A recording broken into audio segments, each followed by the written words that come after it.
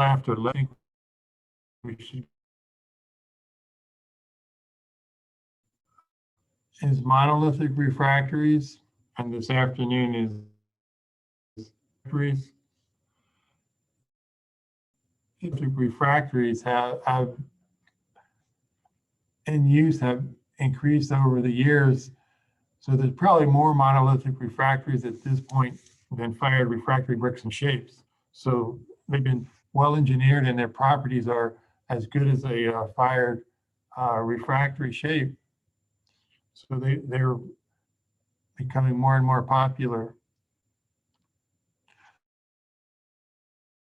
Refractory is a refractory that forms a continuous mass. It's applied on site.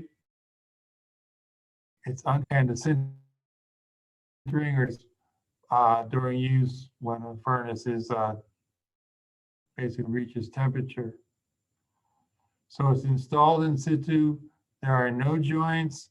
It forms a solid integral lining. So they say between two refractory bricks. So there's no joints in the monolithic lining. So that's a technical advantage over a brick lining. No joints, no slag or metal penetration, for example. You don't have to use more than different fired refractory shapes. So it's a single continuous lining. So the advantages of a monolithic lining, no shaping or firing. You can make a complex shape. The placement is relatively simple. It's economical. These materials are in powder form, so they're not going through a complicated forming process involving, let's say, pressing and then firing. It bonds with itself, so it can be repaired. And there are no joints, so that gives it greater corrosion resistance and greater wear resistance. So the castables are pre-mixed combinations of the refractory grain, so the coarse, medium, and fine matrix components, and additional additives maybe to control the flow. Hydraulic cement, which is a calcium aluminate cement, has been the main bonding agent or matrix component for these materials. If it's a conventional cement castable, it has 15 to 20 weight% cement. If it's a low cement castable, it has about 4 to 8% cement, and then ultra low cement will have less than. The calcium aluminate cement has a component. So people have gotten away from the hydraulic cement and are making no cement castables, which eliminates the CaO that's present in the calcium aluminate cement. CaO can form low melting phases with silicon alumina. So if you eliminate it, you make a higher temperature material. So instead of a calcium aluminate cement, you're using a reactive powder, either a hydratable alumina powder or a colloidal silica. Castables can also have chemical binders. There's a phosphate binder, AlH2PO4, and that's taken 3 times. Or an alkali silicate, sodium silicate. And these are usually 2-component systems. You have the dry component, the coarse grains, the matrix, and then you add these in components, the binder in a liquid form.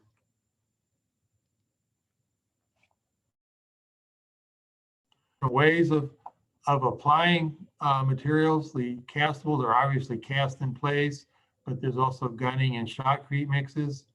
And here you're using the monolithic material, the powder material through a nozzle. You can install this cold at room temperature, or you can or at operating temperature. These are usually hydraulic cement or chemical. There are plastic and ramming mixes. A plastic is a preformed soft material, and a ramming mix is usually a powder, but you're using a pneumatic hammer of some type to put these in place and to densify them. There's clay binders, there's phosphate binders, and there's also a dry vibratable, which is a powder that's just vibrated into place. And there's a binder in that when it's heated up, it helps to sinter the powder in place. So those are the different versions of a monolithic refractory and how they're placed. All of them have some type of particle size distribution. So the coarse aggregates greater than a millimeter in size. Then there's intermediate aggregates, maybe 100 to 1,000 microns. Then there's a group called large fines, 10 to 100 microns, small fines, 1 to 10 microns. And then you go into micron size fines, about 1 micron. And then the super fines, the highly reactive materials are less than 1 micron. So that's the aggregate breakdown in a monolithic. The coarser aggregates, the coarse and intermediate, composed of crystals, so they're polycrystalline. Coarse aggregates tend to inhibit flow, whether you're casting it or you're spraying it. The fines are single crystals, or they can be amorphous. They enhance flow because of their fine size, and because of their fine size, they're also highly reactive. So when you make a monolithic refractory, the coarser aggregates are going to be 40 to 80 weight%. The batch modifiers may be 5 to 30 weight%, which are the matrix formers. Bonding agents, some reactive component, for example, might be 2 to 50 weight%, and other additions to control flow, a small amount, maybe less than 5 weight%. So the first group of monolithic refractories have as the matrix a calcium aluminate cement. And there are 3 levels of purity for these materials: a low purity, an intermediate purity, and a high purity. Going from the low to high purity, the alumina content increases. This is maybe 39 to 50 weight%, 55 to 90. And then the other major component in the calcium aluminate cement is CaO. So in pure content decreases. So this is 35 to 42, about 26%, and 9 to 28%. There's some silica present, and it can be pretty high in the low purity material, about 4 to 9%. But as you see, you get calcium aluminate cement, it's getting close to 0. And Fe2O3 is present in low purity cements, maybe 7 to 16%, but it's almost 0 again in the high purity material. So you get intermediate to high purity levels. The use limit goes up from 1400 degrees C to maybe 1600 degrees C to about 1800 degrees C. So those are the 3 common calcium aluminate cements or cements. These are the phases that are present. C is short for CaO, A equals Al2O3 equals SiO2. The S star is a sulfur compound, SO3, F is Fe2O3, and T is TiO2. So when you make a high purity cement, it's well, you're going to have Ca, C12A7, A2 as the hydrating phases,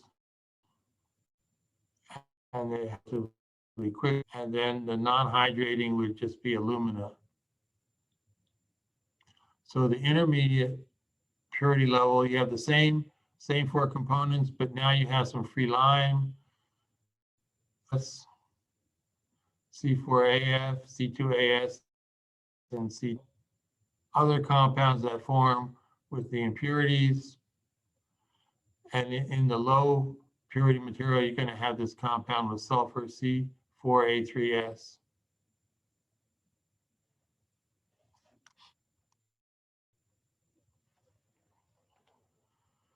So what happens? Materials are hydrated. So the setting of calcium illuminates cement at room temperature. And we'll just look at the Ca component is the major component. So this is CaO, Al2O3, one CaO and one Al2O3. Combine that with water, you can get this compound, 2CaO, Al2O3, X minus 3. X is the water content. So plus this hydrated alumina, Al2O3, 3H2O. So X11 gives this compound, Al2O3, 8H2O, or in the short form, C2AH8. So this is the desirable hydrated cement phase at room temperature, and along with the hydrated alumina. So C2AH8 dehydrates between 170 and 195 degrees C. When you heat it up, that's the dehydration. Alumina AH3 dehydrates at a little higher temperature, 210 to 300 degrees C. So these two components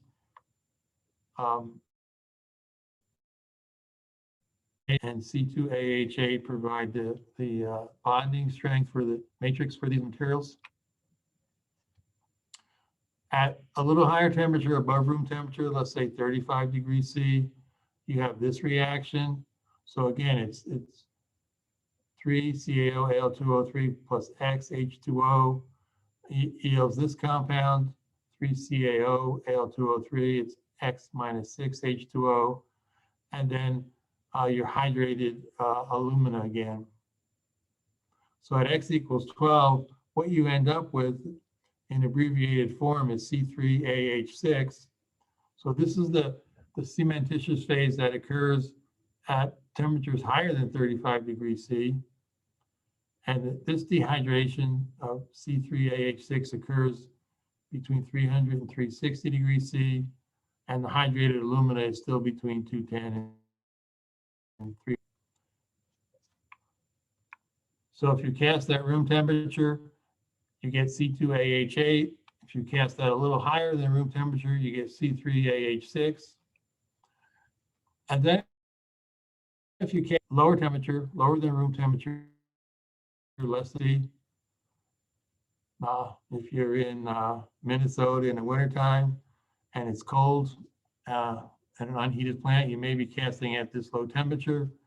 So the same reaction, 2CO3 plus X H2O yields 2C2O3 X minus 3H2O plus your hydrated alumina gel.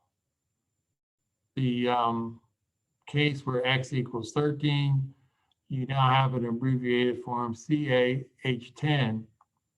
So that dehydration occurs at 100 to 130 degrees C, and AHC again occurs, the dehydration occurs at 210 to 300 degrees C.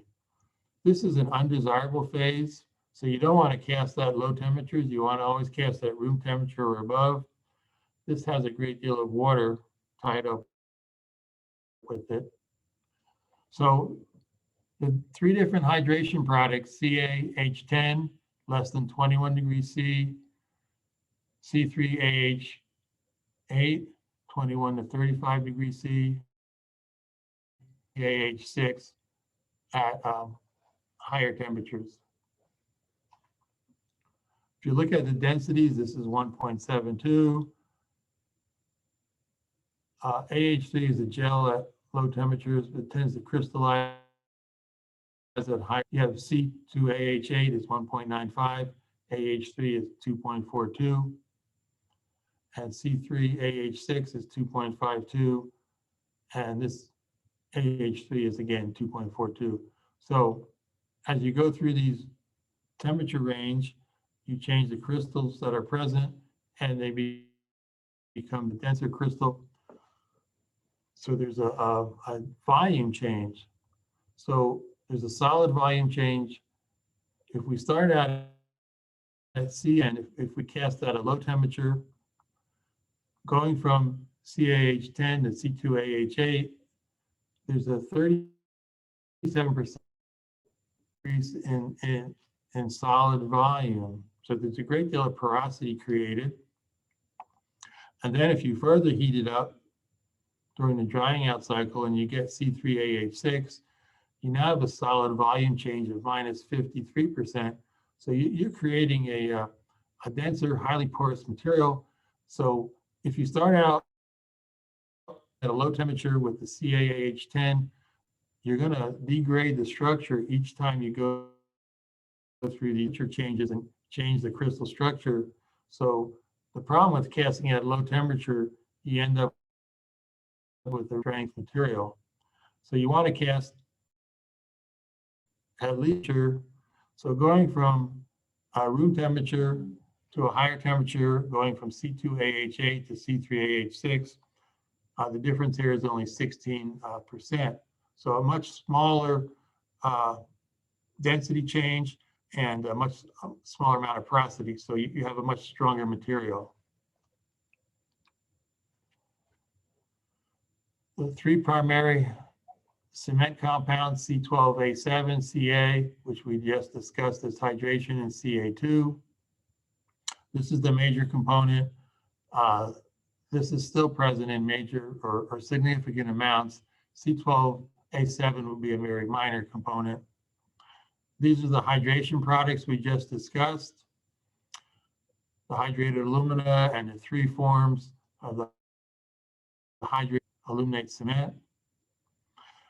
And if you take it up to high temperature, dehydrate the cement and sinter it, you're going to end up with, depending on the purity, you're going to end up with A, which is alumina, Ca, or Ca2. So you're ending up with what you started with. And now it's a dense ceramic matrix. Alumina is high temperature, 2050 degrees C. Ca melts at 1605 degrees C, and Ca2 at 1750 degrees C. So you have a fairly high temperature matrix.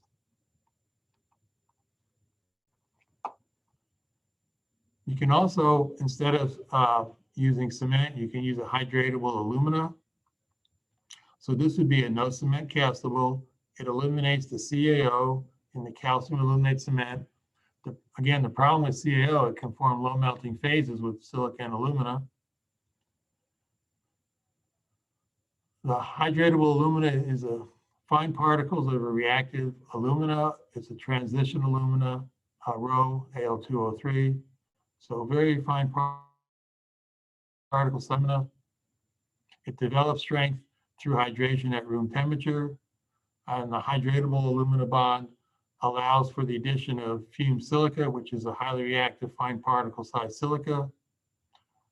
That produces, well, it does not produce low melting phases. It produces mullite, and it also helps in materials. You can add a fumed silica to a material that has CaO and Al2O3. It just kind of forms some low melting compounds. So the reaction of this reactive alumina with water, so 2Al2O3 plus 4H2O yields this aluminum hydrate, which we've been talking about, Al2O3, 3H2O, and that's known as bayerite. And you also get a bomite gel, 2AlOOH. So these hydratable alumina bonds allow for the addition of fumed silica without producing low melting phases. So I just restated that. So hydratable alumina plus fumed silica. Fumed silica is a byproduct of the production of silicon metal, and the particle size is 0.01 to 0.5 microns, so it's very fine and very reactive. High surface area, fine particle size, high surface area, ceramic raw materials like SiO2 are highly reactive during the sintering and densification process. Fumed SiO2 has two purposes. It enhances flow in these castables, and it also forms mullite with Al2O3. And we've already talked about mullite, but 3Al2O3 plus 2SiO2 equals a mullite compound, which is a desirable compound in the matrix. For colloidal silica, a version nano-sized silica particles. Silica particles are small, discrete spheres. They have an internal structure of siloxane bonds, which is SiO-Si, and then on their surface, they have a surface layer of groups SiOH.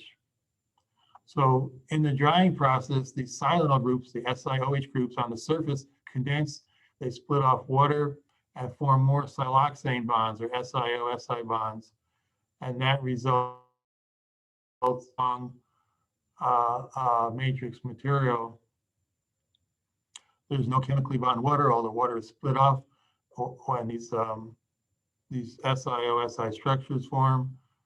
So basically, there's no dry out. So by the time you reach 100 degrees C, these reactions have taken place, and all the water is already eliminated.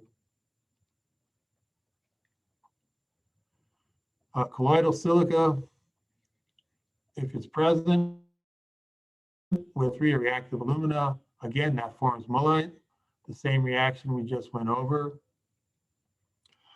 And if you have a basic refractory based on MgO, if you have a reactive fine particle size MgO in the material, the silica reacts with MgO and forms the forsterite.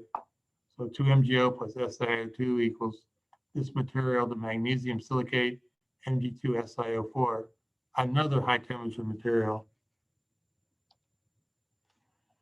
Another bonding agent in monolithics is phosphoric acid, H3PO4. It reacts with the metal oxides and metal hydroxides and forms a salt. That's a bonding agent. Either Al2O3 or hydrated alumina, AlOH, they react with form what's called the monoaluminum phosphate, or MAP. So Al2O3 plus phosphoric acid forms this 2Al H2PO4 taken 3 times. Water is split off in that reaction.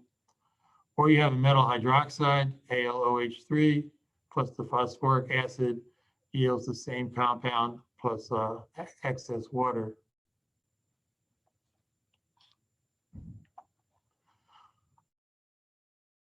So with heating to 100 degrees C, you dehydrate it. Heating between 400 and 500 degrees C, you now form an aluminum phosphate, that's AlPO2 3 times. Continued heating to a higher temperature approaching 1,000 degrees C, form the aluminum orthophosphate,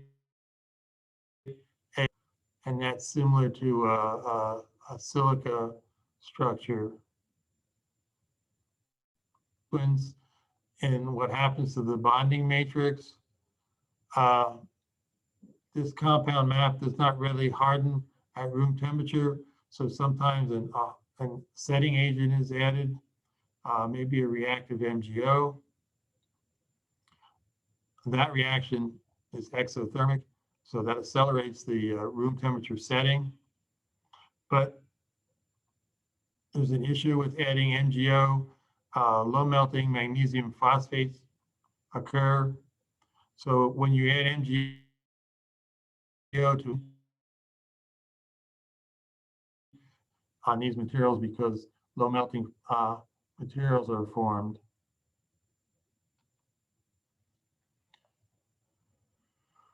Alkali silicates are another method or another compound or another way to bond these aggregates.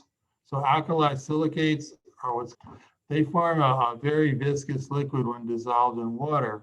So you're bonding aggregates with a viscous material. Here's an example of a sodium silicate, Na2O, then Y, SiO2 plus O. So the ratio of Y to Z, or the ratio of SiO2 to Al2, that ratio determines what type of silicate you have present. If it's 0.5, it's an orthosilicate. If it's 0.67, it's a pyrrhus. If it's 1, it's a.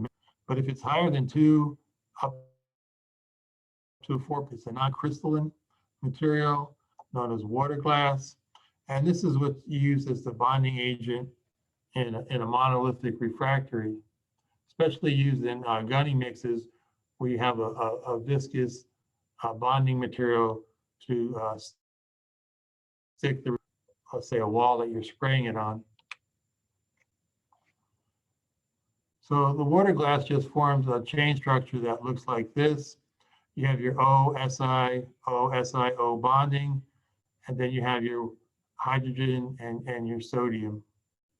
So you're forming these O-SiO chains.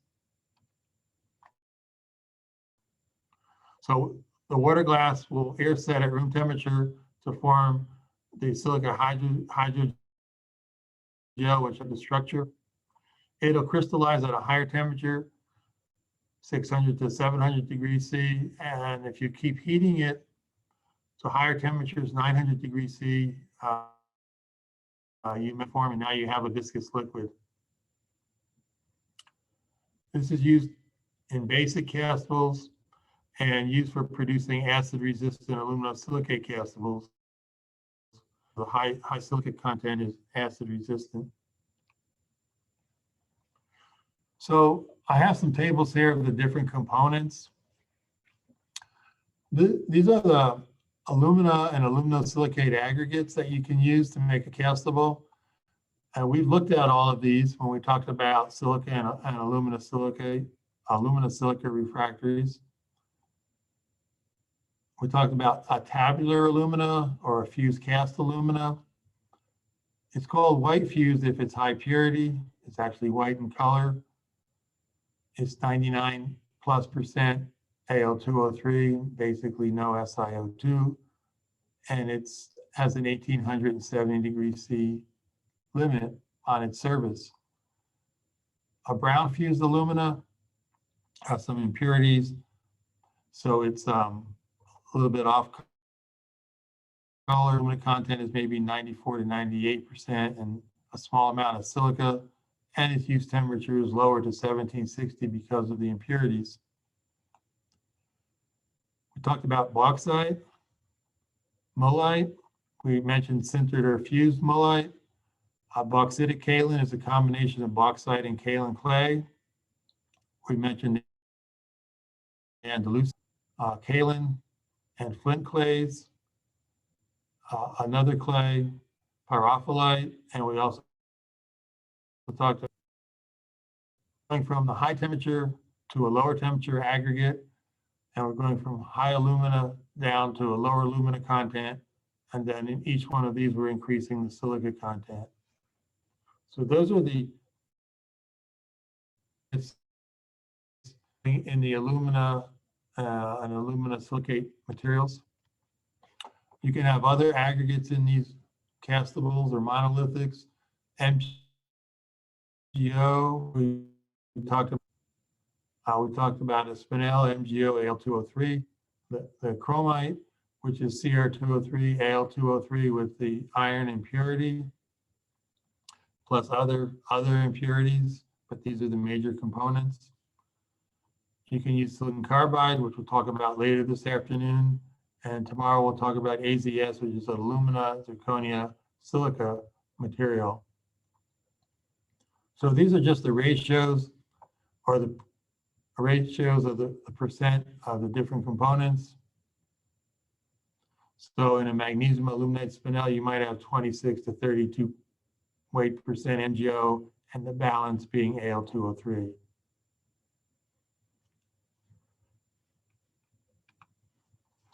You can have insulating aggregates if you're making an insulating castable.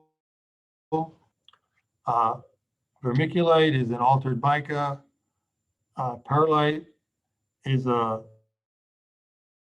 gas, and haydite is a shale. And when you heat these, they all bloat or expand, create a lot of porosity, so they're all lightweight aggregates. Bubble fly ash is a spherical, hollow of fly ash.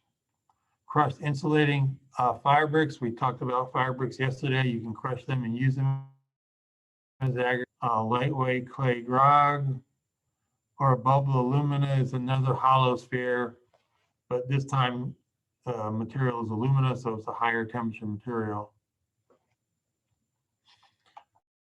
These lower temperature materials, the use limits are 1,000, 1,200 degrees C, up to the bubble alumina, which is 1,800 degrees C. So the bubble alumina is a high temperature, lightweight aggregate that you can use to make a high temperature insulating material. There are a lot of fillers and modifiers that you can use. You can take any of the aggregates and mill them very fine to control how the chemistry and mineralogy forms. It modifies the matrix and the bond development. Another thing, calcined or reactive forms. Again, they can, when they're added in fine matters, they can adjust the chemistry, they can adjust the mineralogy of the matrix. Reactive and fine, they can also adjust the flow or the rheology of the castable. Quartz and fumed silica.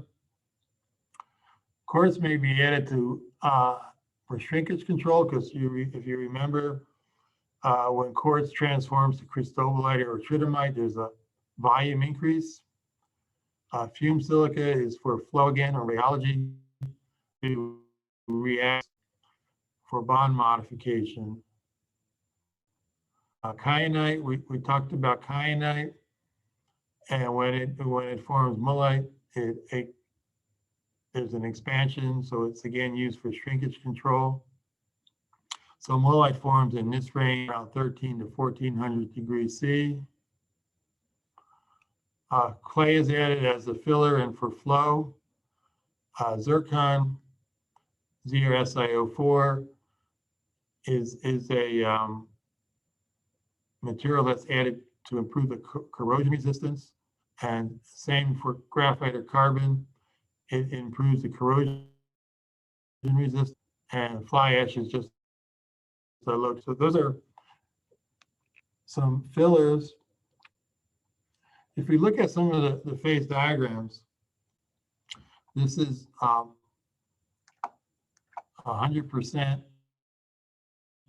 CaO and 100% Al2O3. So this is the phase diagram for the calcium aluminate cement. The cement compounds are Ca2, Ca, and C12A7. You can see that Ca is a high temperature. Ca2 and Ca both are high temperature phases. And we temperature 1700 degrees C. This one is closer to 1600 degrees C. They're more desirable than C12A7, which is much lower melting, about 1400 degrees C. So as you go to the higher purity calcium aluminate cements, your higher alumina content, you're going to be up here forming these cement products that are higher melting. And I mentioned that CaO is undesirable in the SiO2 Al2O3 system. That's why people have gone to low cement or ultra low cement or no cement castables. So this is the ternary phase diagram, CaO, SiO2, and Al2O3. The previous slide, CaO, Al2O3, is just this binary on the face of this triangle. We've also looked at the binary Al2O3, SiO2 at the end of last week. So if you compounds that form, there's anorthite, galenite. So this is anorthite, CaO, Al2O3, 2SiO2, and galenite is 2CaO, 3SiO2. Anorthite melts at 1553 degrees C and galenite at 1593 degrees C. So they're lower melting compounds, but they form a lot of low melting eutectics. If you look at these numbers, 1385, 1380, 1170, 1310, 1315, 1380, and 1335, and so on. So all the eutectics, when you start to form anorthite and galenite, are low melting materials. So by eliminating the CaO, you make a higher temperature refractory. So that's been used to eliminate the CaO. And I also mentioned that MgO can be used to increase the setting in phosphoric acid. So if you look at the final products here after they're heat treated, this is the MgO P2O5 phase diagram. The 30% MgO, and this is about 80%. So it's a section of the complete phase diagram.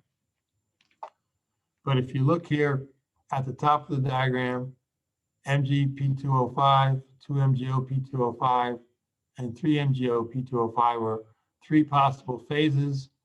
And you look at their melting temperatures, 1357, 1382, and 1165. So they're all materials. So the issue with adding MgO to accelerate the setting in material with phosphoric acid, you're going to end up with some low melting compounds. So castables are simply made by combining aggregates, whatever matrix component you have, whatever binding agent, whether it's a cement or reactive material or an acid. So you mix those components in whatever ratio you need to obtain whatever type of property you need. The castables are consumer in a dry form, a dry powder form, and basically all react with water. So there's moisture in the air. So these have a shelf life. They can actually start to react and harden. They're supplied in bag form of some type. Castables are mixed with the liquid and placed into molds and then cured. So they're supplied dry, they're mixed at the site wherever they're going to be used in some type of mold. Mixing depends on the scale, the size of the application. There's industrial mixers, there are paddle mixers, cement mixers, tug mixers, some large scale mixer, depending on the size of the application. They can be cast or placed to any dimension in any orientation. They can be, depending on how you make the molds, you can make a floor or hearth, a wall or a roof. Linings often employ the shell of the vessel as part of the casting against a metal shell. So if you have a crucible, you may be using the the shape of the metal shell, which is in the form of a crucible.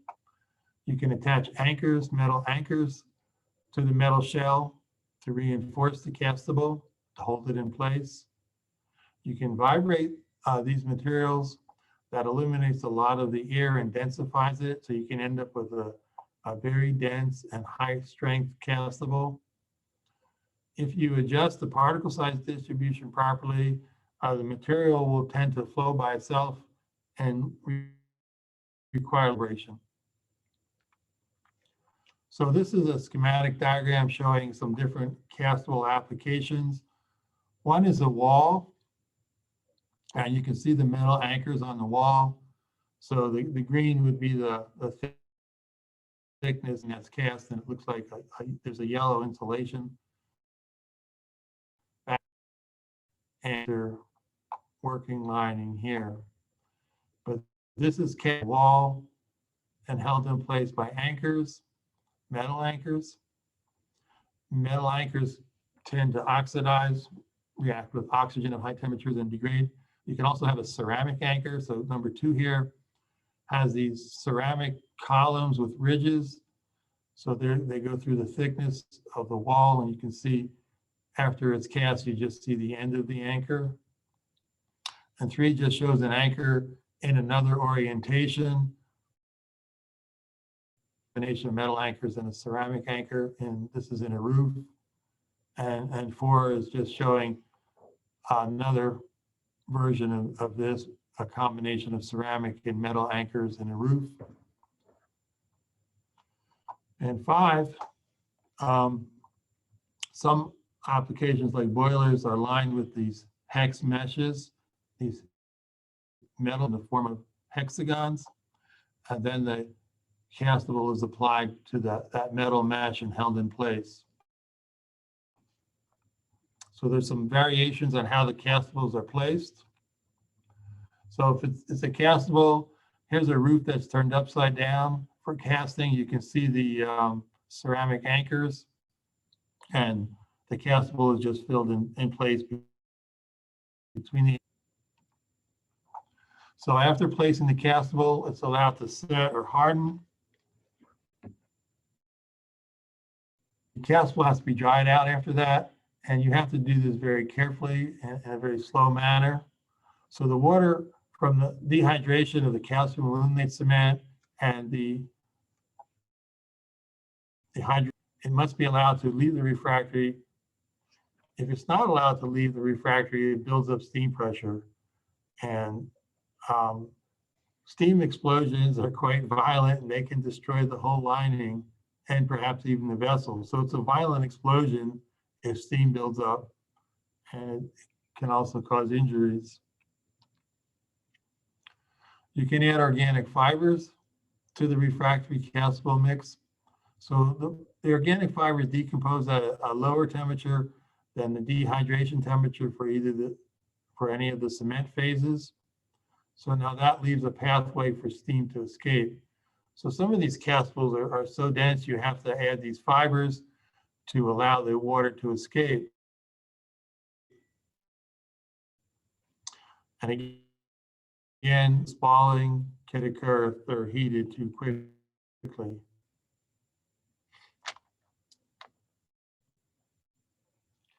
Shotcreting is a little different. You take the castable, you mix it with water, and it's put into a pump system, and that's pumped to a spray nozzle. Also at the spray nozzle, you can add an activator or an accelerator, usually some type of sulfate or chloride. So the premix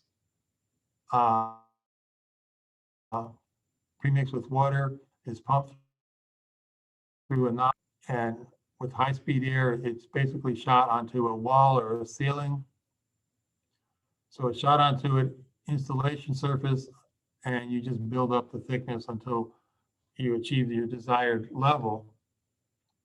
So here's an example of the nozzle shooting, which is pre-wet or the gunning mix a dry material is mixed at the nozzle. So this is shooting a pre-mixed material, and this is on a wall here. Gunning is used more for quick repairs. Property of gunning mix, these mixes are not as dense as a cast monolithic, so the but it's a quick installation. It's cold or hot, it can be a hot repair. And the quality of a gun lining depends on a great deal on the experience of the operator. So wet gunning mixes are applied using a mixing chamber. You have a pneumatically driven stream of dry solid particles. And at the nozzle, there's jets of high pressure water. Mixing at the nozzle and the wet solids pass out. You have dry and semi-dry gun mixes. Semi-dry would have a minimum amount of water, so it's pre-moistened. Done at room temperature, or you can do a hot repair and gun onto a hot surface. Bonding agents in gunning mixes include clays, silicates, colloidal silica, phosphates, could have calcium aluminate cement, or some type of organic compound, maybe a resin, but there's molasses, that seems odd, and some type of organic compound to help stick it to the wall and set it up. The aggregates and other components of the mix are determined by the application. So you pick your bonding matrix and aggregates depending on the use. The disadvantage of gunning is you can have a lot of dusting. So material that's not completely wetted could rebound off the wall and you waste a lot of material. So the gunning operation I mentioned, this rebound is strongly dependent on the operator, the experience of the operator. So the rebound is the loss of material due to non-sticking collisions of sprayed particles onto the lining. So basically the rebound is what bounces off the wall due to improper installation. So rebound is controlled to some extent by particle size optimization,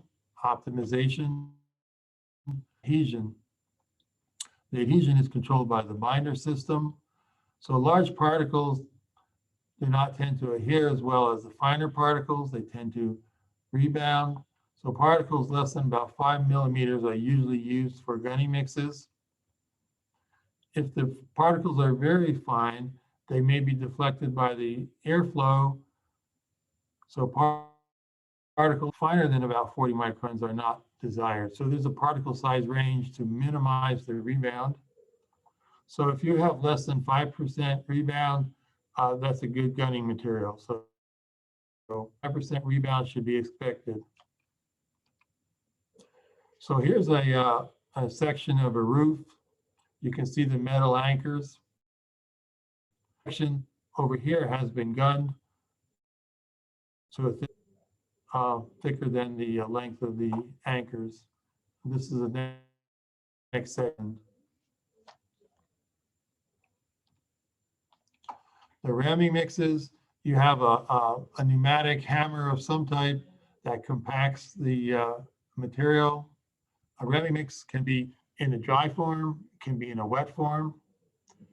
Bonding agents include clay, organics, phosphates, silicates, pitch or tar. When you're using a tar or a pitch or a resin, these materials have a high carbon yield when they are pyrolyzed, so they leave a residual carbon in the material, and that's put in there on purpose to create non-wetting conditions. Ramming mix is usually used for placing a floor of a furnace because it's powder material that's compacted easily into a floor. It's not easy to compact the powder material into anything other than the floor. The mixes are usually spread thin, 2 to 8 inches, compacted as much as possible.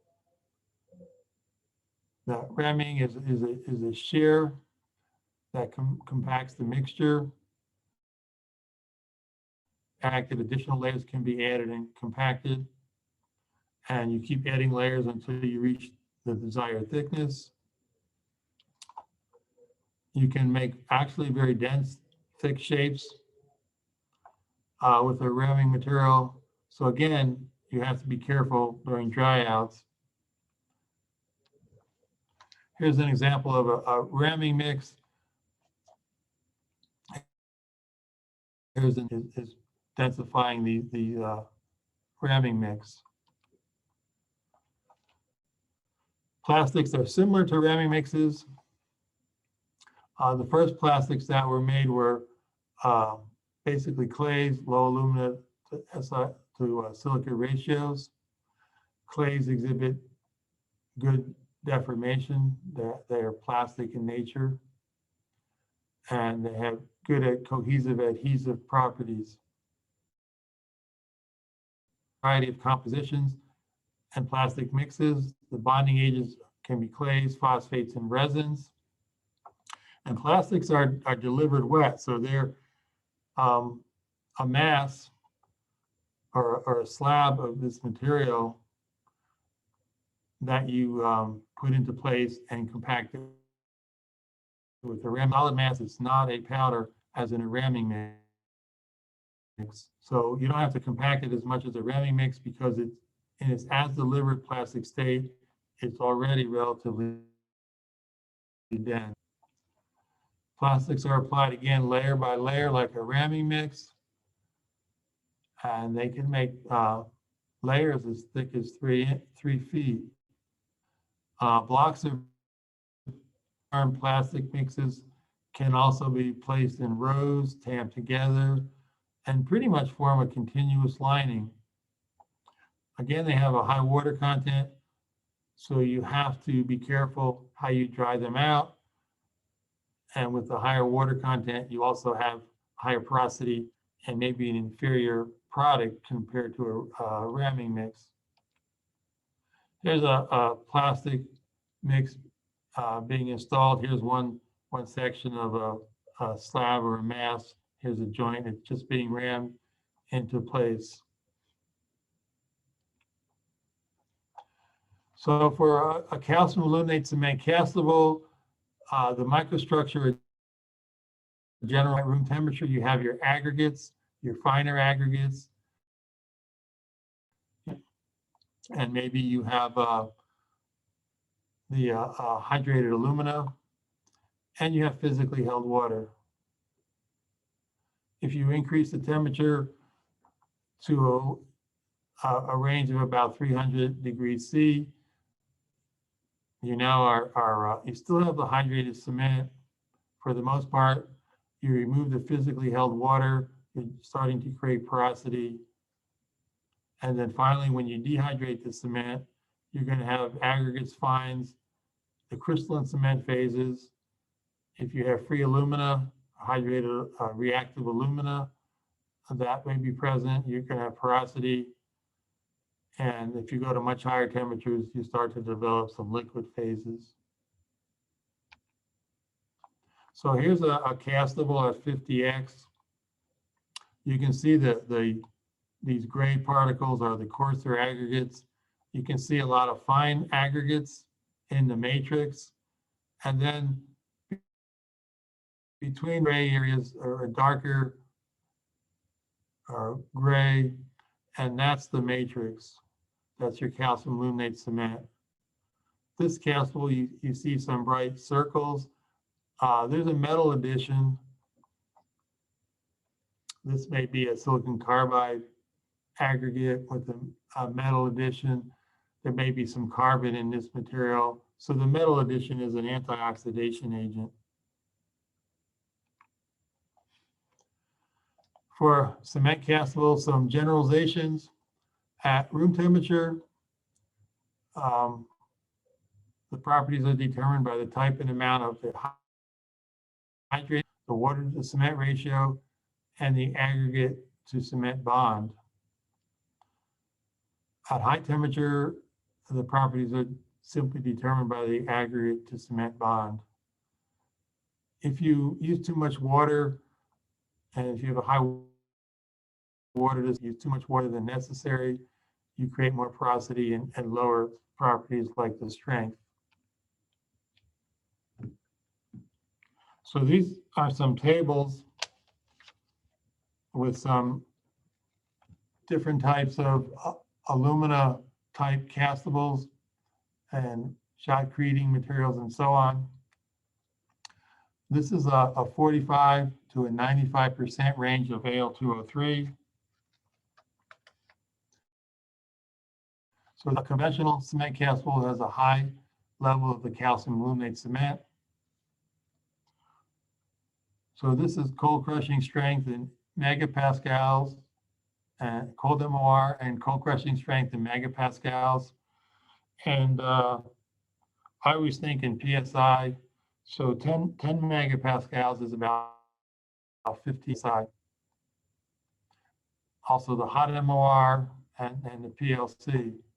So one thing that's evident in these materials, after you dry it out, you have a certain strength level, you heat it to 18, 15 degrees C, you hydrate all the cement, and you can see there's a strength where it's in cold MOR or cold crushing.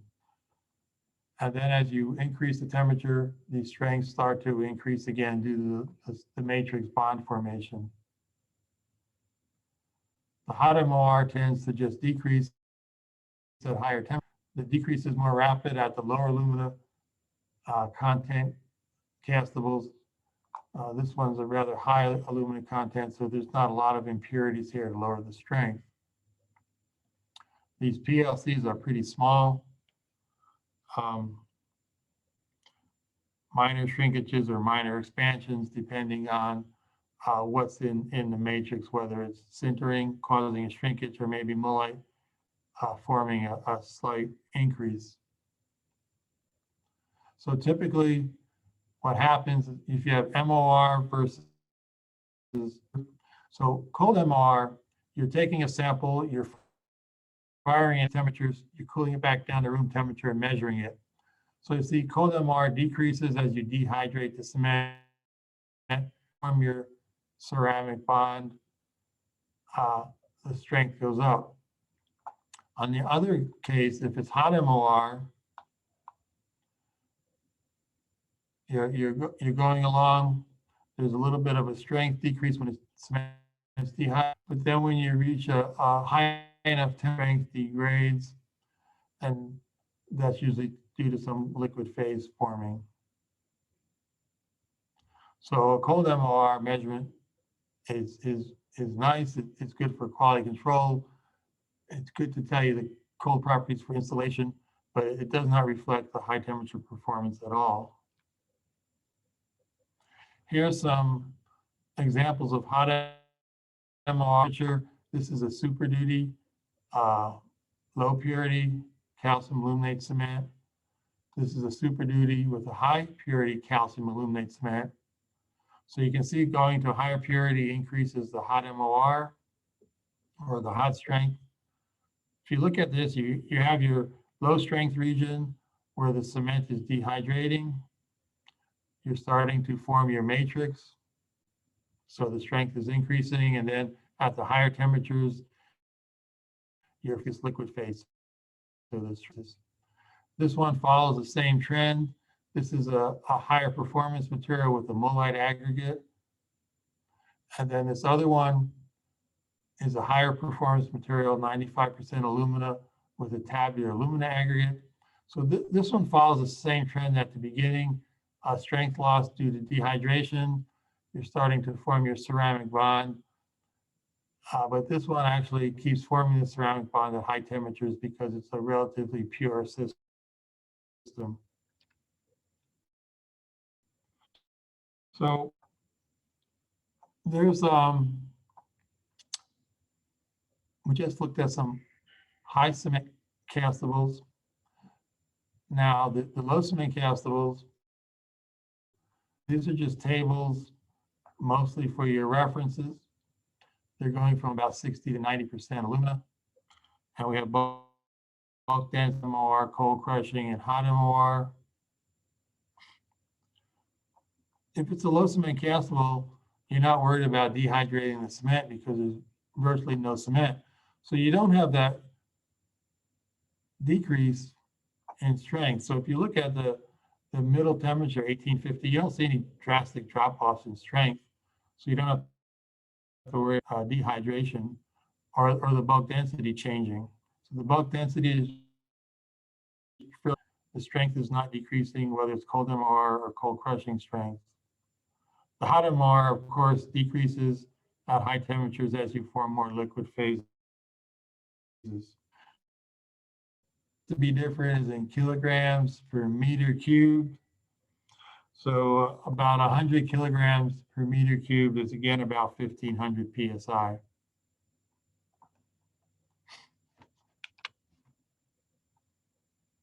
So here's a low cement castable, hot MOR versus alumina content. And this is at a constant temperature for the hot MOR, 1370 degrees C. So as the alumina content goes up, you start to form in this range of about 74%, 72% alumina, you're forming mullite. Higher percent alumina, you're not forming mullite, so it's going to be a weaker material. The mullite forms those long interlocking needle-shaped crystals that give it good hot strength. This higher aluminum material is too low, 1370, to form a dense ceramic bond. It would eventually increase in strength at a higher temperature. Another low cement castable.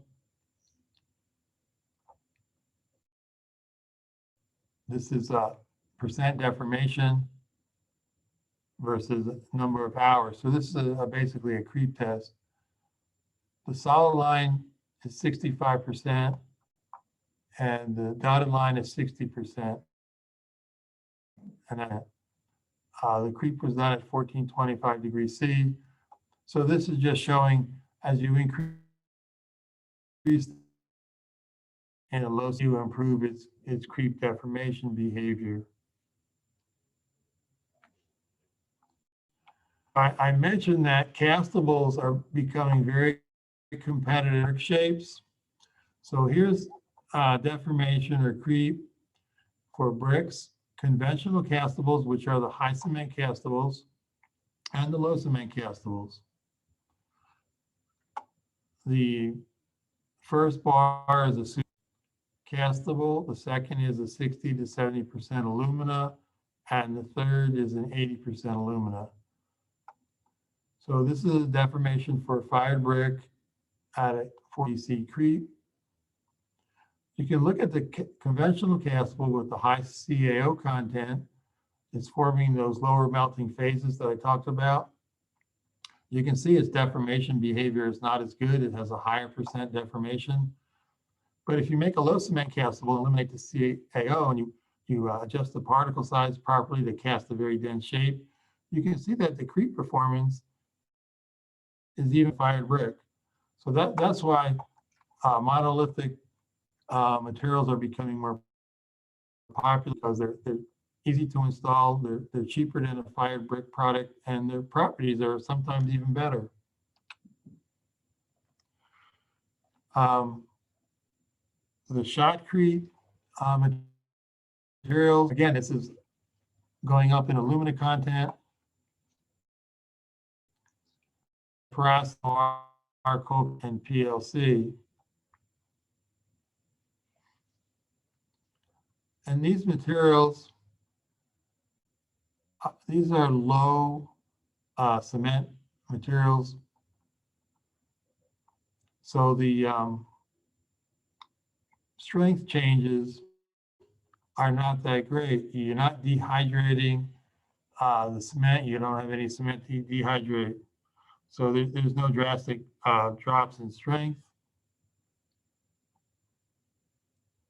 At some point, you have strength increases because you form mullite, especially at the compositions in the middle here, where you have the right amount of alumina to silica ratio to form mullite. And depending on the matrix material, you'll have a different PLC. You might have a shrinkage due to viscous flow or sintering, or you might have an expansion due to mullite formation. I mentioned there were dry vibratables. That's a material that's just vibrated. A powder in dry form is just vibrated into a mold. And this would be spray gunning or shotcreting. Again, these are low cement or practically no cement materials at the cold MR and the cold crushing strength. There's no real decrease at the low temperatures, are basically increasing as you're increasing the sintering temperature. And the reheats, these are small numbers again. It just depends on how dense you make it and what the bonding matrix is. A gunning mix. This is a calcium aluminate cement gunning mix. Again, this one's going to be a probably a high cement castable. If you look at the cold crushing and the cold MOR, some of these have a strength decrease when the cement is dehydrated, followed by a strength increase. And the hot MOR always follows the same trend. This is in megapascals, and about 10 megapascals equal, again, about 1500 psi.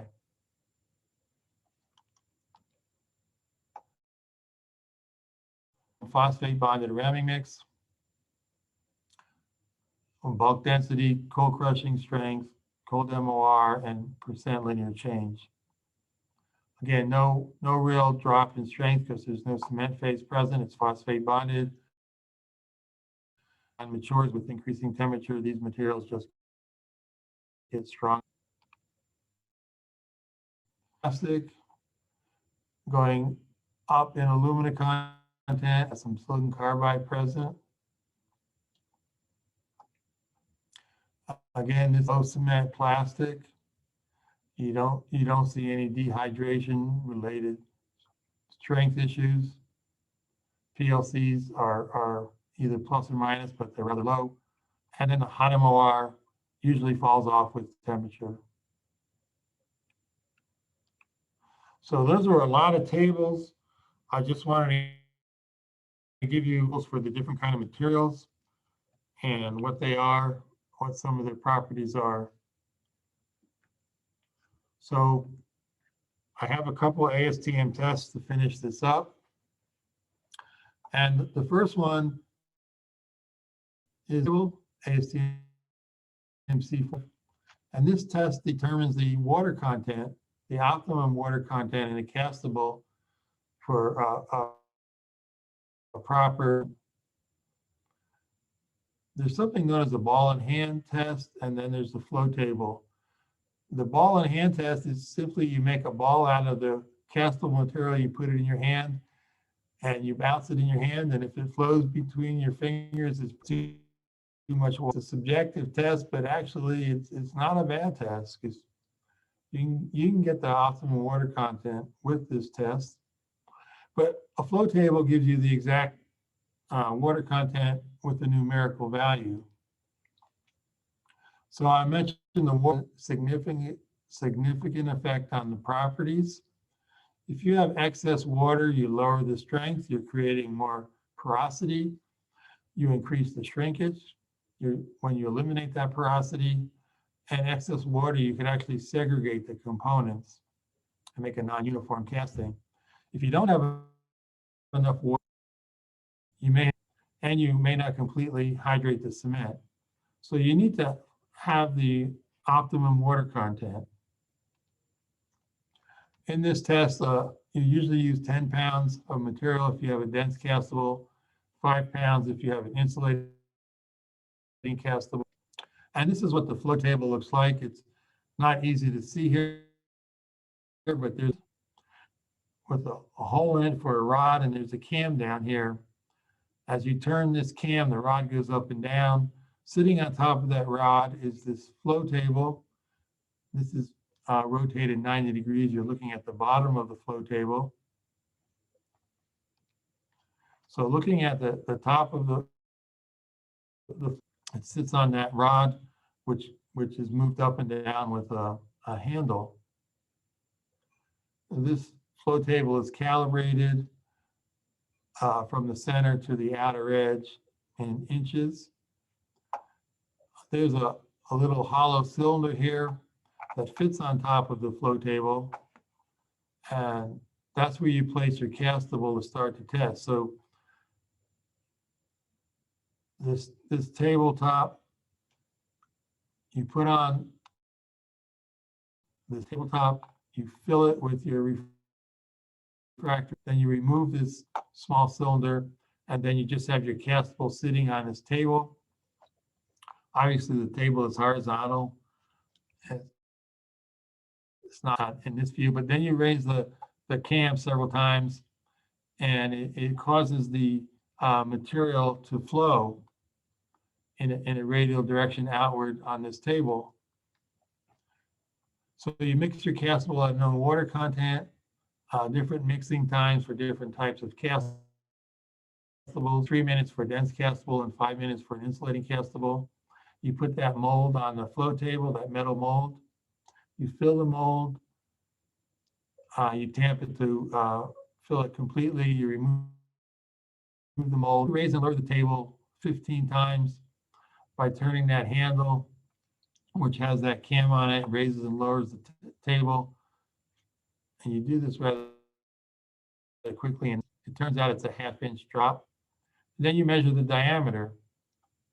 You know the diameter of the mold you put on the flow table, then you measure the diameter of the material after it flows. The percent flow is just the average diameter of the material after flowing divided by the original diameter. 100 gives you the percent.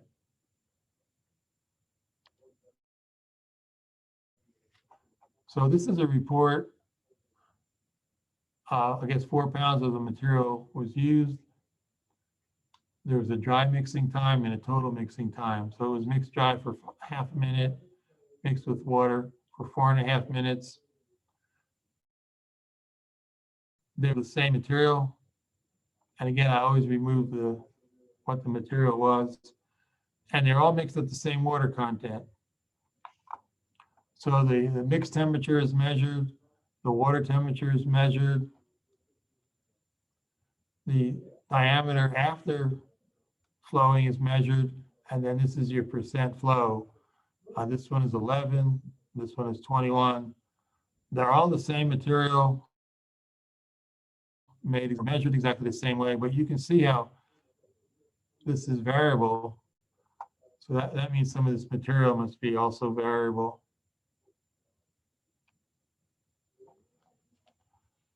So there's a standard test for how you cast a sample. So this is the procedures for mixing, casting, and curing a castable. And basically, you can take the water contents that you determined in the previous test to get the optimum level of water. So the test is designed to allow you to make uniform samples with the optimum properties. Mixing conditions, mold, how you cure it. And you're just making samples for other tests, maybe a strength test or a density test or a creep test. So you're standardizing the laboratory conditions for producing refractory castables. Obviously, you're making the castable in the labs, how it's installed in the field.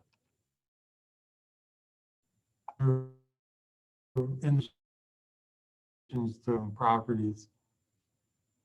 So you need to have a significant or a sufficient amount of dry material. You want to make a big enough batch. if you're using a small amount of material, less than 1 bag, you can reduce the contents of the bag with a sample splitter to get a representative sample, and that prevents segregation. These castables tend to segregate in the bags they're shipped in just from the shipping process. You need some type of paddle mixer. There are metal molds specified in this test. Mold dimension, the smallest mold dimension should be about 3 times the largest aggregate.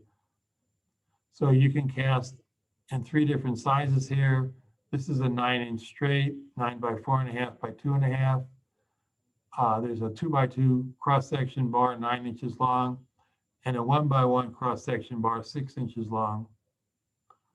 This bar would most likely be used for a cold MOR and the smaller bar for a hot MOR test.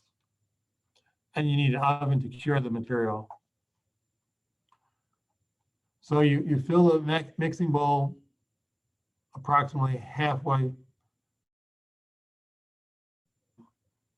Then you operate the mixer and add the water within the first half minute and continue mixing for 3 to 5 minutes, that type of material. And you can adjust the paddle speed to get the proper mixing. You can measure the length of the molds prior to casting, so that can give you a starting point for a linear change during curing, drying, and firing. So if you know the mold length, you can then get a linear change. So that would be the length, room temperature curing to drying. You fill the mold cavities halfway. You consolidate it by spading with the trowel. And then you fill the mold completely. You consolidate it some more. You vibrate it if it needs vibration, and that will be specified by the type of castable. And you'll have excess material on top of the mold. You strike that off with the bar, and then you cover it so that the water doesn't evaporate at a fast rate. These covered molds are cured hours. You want at least a room temperature or higher temperature. You don't want to form the low temperature hydration phase. You want to form these 3 phases, C2AH8, C2AH6, or AH3. The samples are removed from the molds. You can measure the cured length. You can dry the samples slightly in water, and they require at least 15 hours of drying. And you measure the dried sample so you can get a cast to dried shrinkage. That's how you make a sample according to the ASTM test 862. There's just another test to finish up here, and that's how you fire the samples.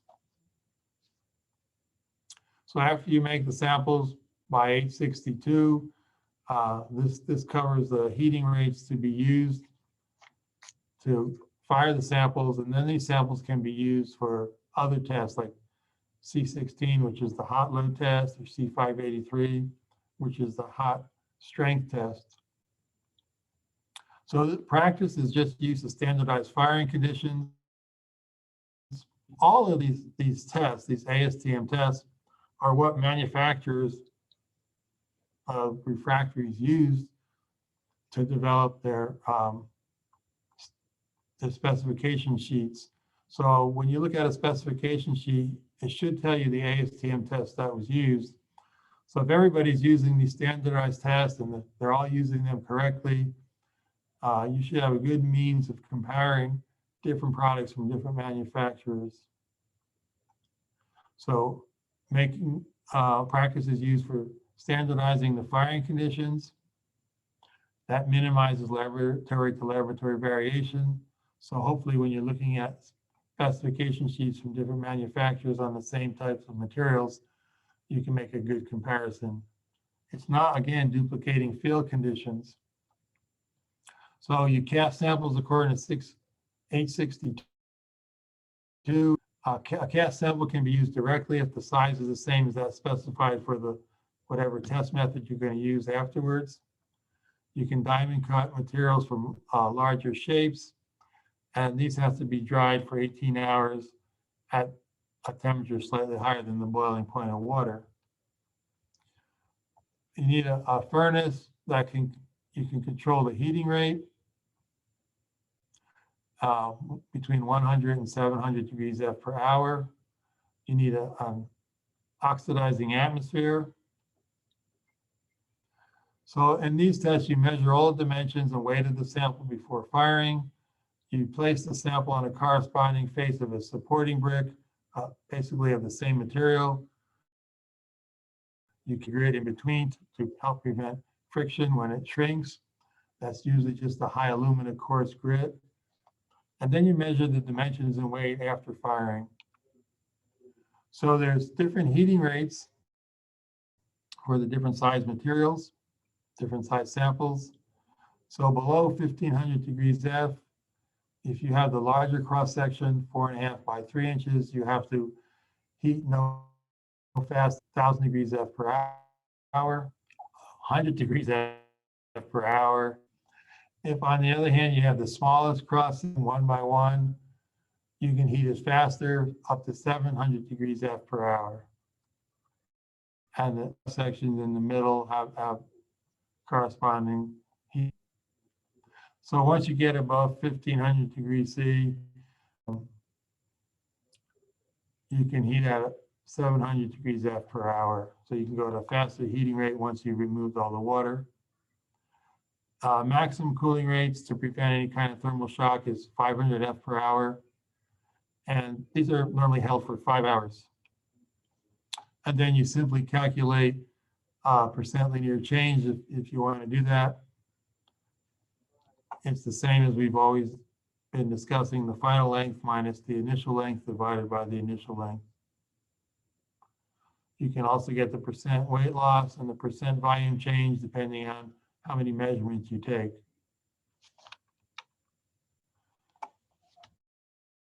Report, I just said it's the same as C113, which is the reheat report.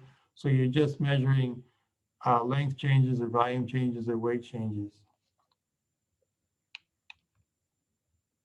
So we'll stop there. It's probably almost 12:30. The last, the topic for this afternoon, the last section here for this afternoon is non-oxide refractories. And there's 3 materials here to consider, carbon, silicon carbide, and then silicon nitride.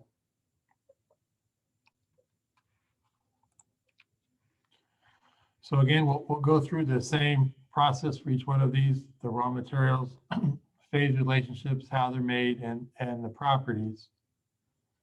So for carbon, there's 2 types. The first is coke, the second is graphite. And coke is carbonized coal or petroleum residues. If it's metallurgical coke, it's from coal. If it's petroleum coke, it's from petroleum residues. Coal has 8 to 10 weight% ash, primarily clay or aluminum silicate, and maybe 1 to 3 weight% sulfur.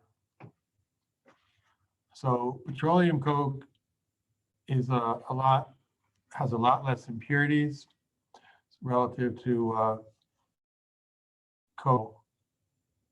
So that's coke. Graphite is either natural or artificial. The natural form comes in large plate-like crystals. The ash content is quite variable, between 2% and ash. Artificial graphite, which comes from coke. You have to take the artificial graphite from coke by heating it at a high temperature, about 2500 degrees C. So you crystallize coke, which is amorphous. So you have coke and graphite.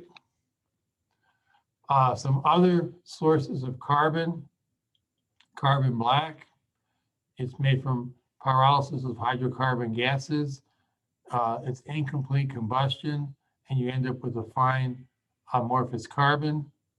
So maybe you start out with methane, 2CH4 plus 2O2, partially combust it, you drive off water, and you end up with carbon or carbon black. There's pyrolytic carbon, where you crack a hydrocarbon gas on a hot substrate. That's known as chemical vapor deposition. And you get, in that case, you grow columns of graphite, so it's anisotropic. And an example might be cracking methane, CH4, and ending up with H2 in the form of.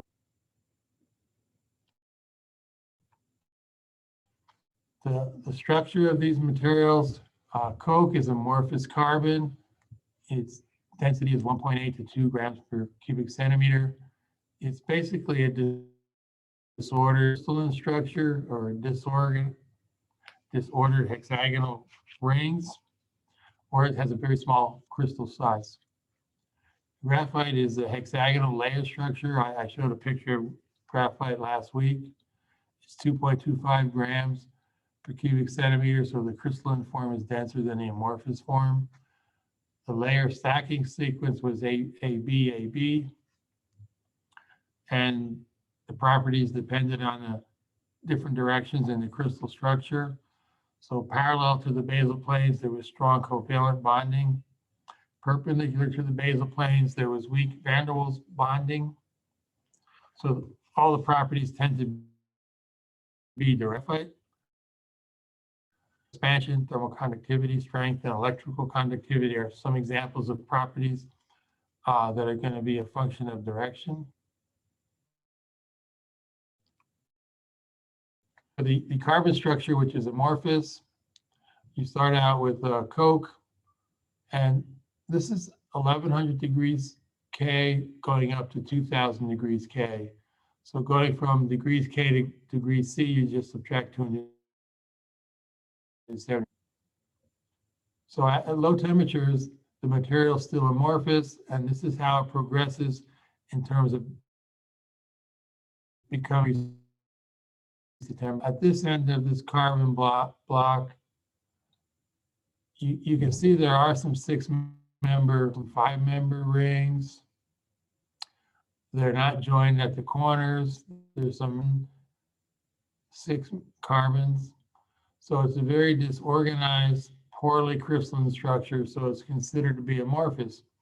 But then as you increase the temperature, you increase the degree of graphitization or the degree of crystallization. So at 1500 K, you have a little more organization here. There's a lot more 6-member carbon rings, and they're in the basal plane. Finally, temperature 1700 K, you're getting a more organized graphite structure. It's less amorphous. And then finally, at the highest temperature, 2000 degrees K, you have full graphite. So it depends. Material as seen, you can have a completely amorphous material, or something in between, partially crystalline. And X-ray diffraction, if you look at the peak sharpening, you can see the ordering of the graphite. So the sharper the peak, order it is. So this peak becomes sharper and more pronounced, and so does this peak.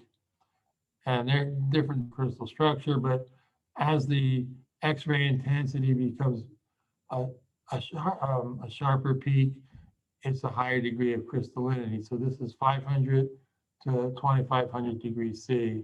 So this is graphitized. And I showed this picture last week, the graphite structure. It's hexagonal. The black dots are the carbon. There are 6 carbons per ring. So in the layer here, the basal plane, that's where there's strong bond perpendicular to the basal plane in the C direction. that's where the bonding is weak. For the phase relationships, well, carbonized carbon or coke is amorphous, and then you form graphite by graphitizing it. It's ordered in crystalline. In either case, carbon does not melt when you reach a temperature of 3,500 degrees C. The carbon sublimes and evaporates. So it's a useful material to high temperatures. And this is a mine for flake graphite. That's how graphite is mined. So for mining natural flake graphite, I just showed you an open pit mine. The ore is crushed and it's purified by a flotation process to bring up the carbon level to about, 6% carbon. And then that could go directly to a final product, or it could be ground to a finer product, or you can purify it. You can refloat it to increase the purity. You can do a chemical purification to get it up to 99.98% carbon. You might use an acid to etch away the impurity, a chemical and a thermal purification to get it up to 99.99% carbon. So the thermal purification evaporates some of the impurities at higher temperatures. You obviously have to do it in an inert atmosphere so you don't oxidize the carbon. The amorphous carbon and the process chart, you start out with coke, you crush it and screen the size distribution you want, and that's put in the mixer, and you add either pitch or phenolic resin. Both of these have a high carbon yield of at least 50% when it's pyrolyzed, so they actually form more carbon during the heat treatment cycle.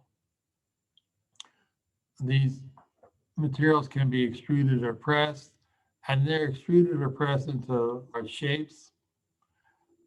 They go into a baking furnace to make amorphous carbon, temperature in 1,000 degrees C for as long as 6 weeks. You form carbon. You can repeat that cycle. You can infiltrate the pores with more pitch and resin.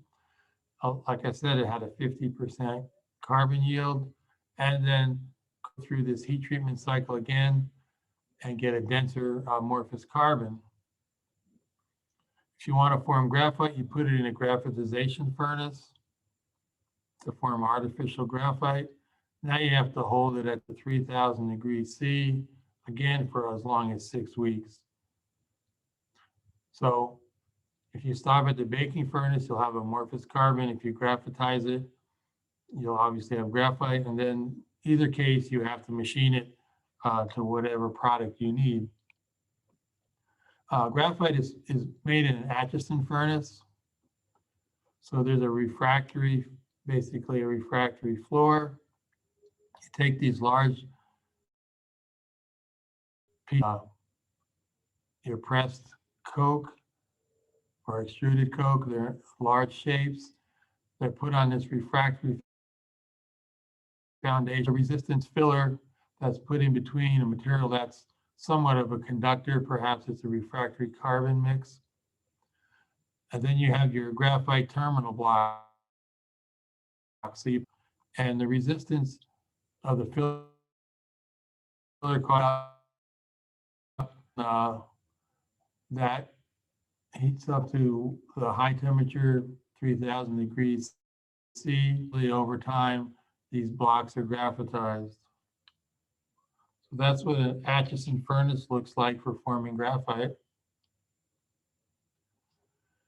You can also form a graphite, clay, or ceramic mixture where the clay or the ceramic are the matrix. The clay protects graphite from oxidation. And graphite provides the hot strength for the composite and also the thermal shock resistance. So to make this material, which is the common material, a crucible for holding metals, perhaps in a foundry, but you start out with graphite and clay with a pitch or phenolic resin. Again, these yield carbon when pyrolyzed. You can extrude this, you can press it, and then it goes through a cycle. This would be a low temperature heat treatment, and then it can be machined. So now you have carbon embedded in a clay matrix, and the clay protects the carbon from oxidation. So properties and all the properties actually imitation of the crystals. So the properties depend on the degree of crystallinity and also on the orientation of the individual crystals. So you can have a wide range of properties. So here's an example of graphite crystals that are aligned parallel in one direction. And here's an example of graphite particles that are not aligned, basically isotropic.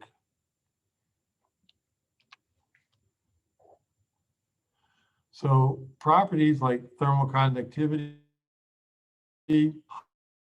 high where there's strong covalent bonding, low in the C direction perpendicular to the basal plane. Thermal expansion is low in the basal plane, C direct to the basal plane. And we talked about such as stay, and that creates stresses and microcracks. Right? Carbon has good hot strength. It has good thermal shock resistance because it has high thermal conductivity. You can't build up a steep thermal gradient if it's a high conductivity material, and it has low expansion. So you can't build up stresses if it has low expansion. Graphite has good corrosion resistance, and that's because metals and slags do not wet graphite. So it has a lot of good properties except this one.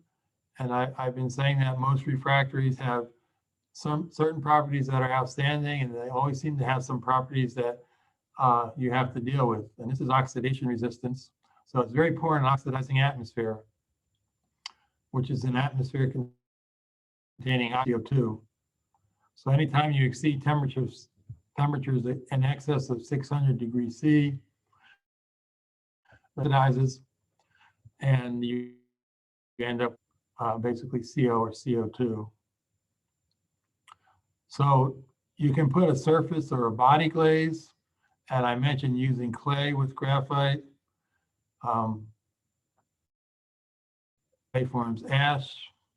I mean, the ash could be from the carbon itself if it oxidizes. It's not the best way to make an oxidation-resistant material, but a body glaze is basically a glass that is an oxidation barrier, prevents oxygen from diffusing into the system and oxidizing the carbon.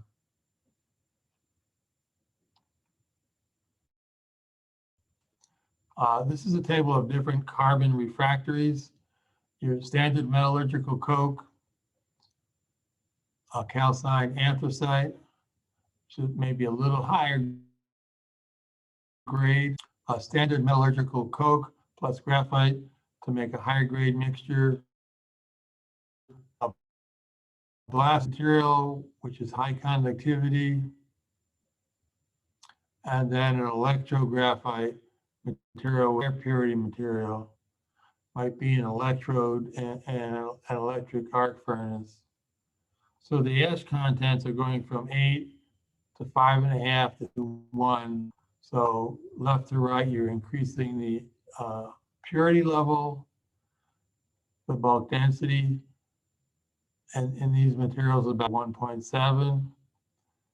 They all have the normal amount of porosity between about 13 and 20%.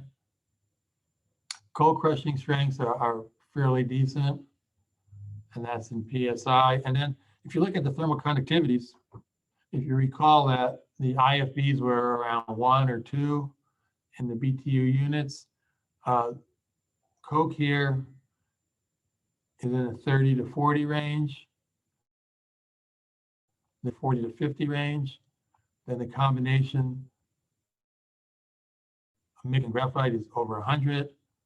The blast furnace carbon is around 200, and the electrographite is even higher, as high as 800. Relative to IFBs, you can see conductivity is in these materials.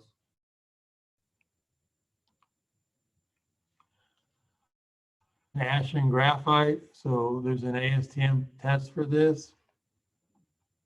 ASTM-C 561, and it simply measures the ash content in graphite or coke or any form of carbon. So it's a practical estimate of the non-burnable residue in the graphite samples.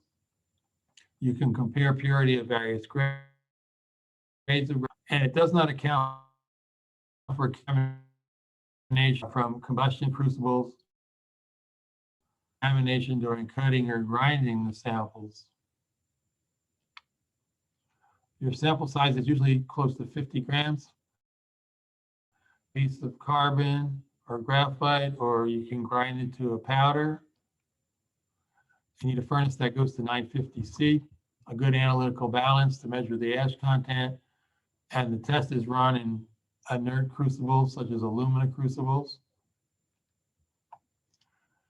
You dry your sample for 16 hours at 110 degrees C.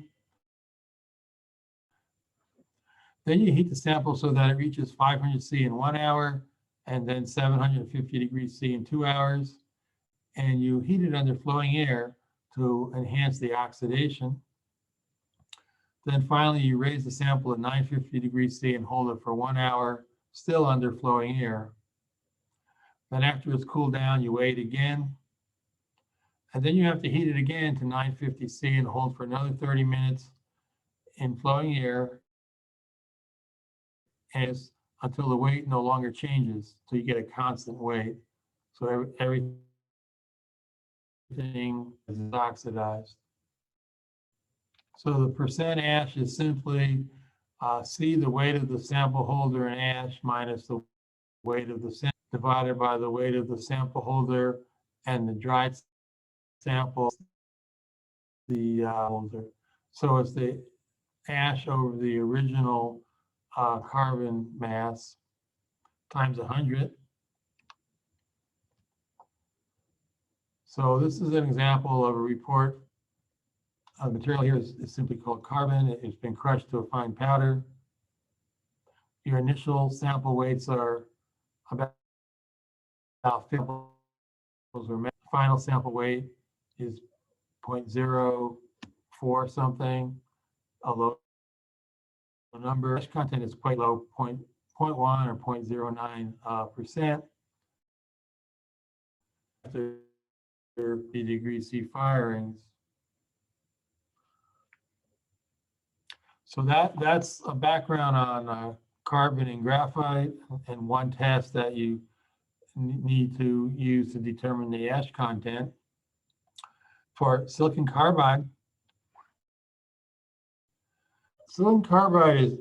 is a synthetic material. You don't, it's not naturally occurring in nature. So it's formed by electrically heating a mixture of coke, silica, and sawdust.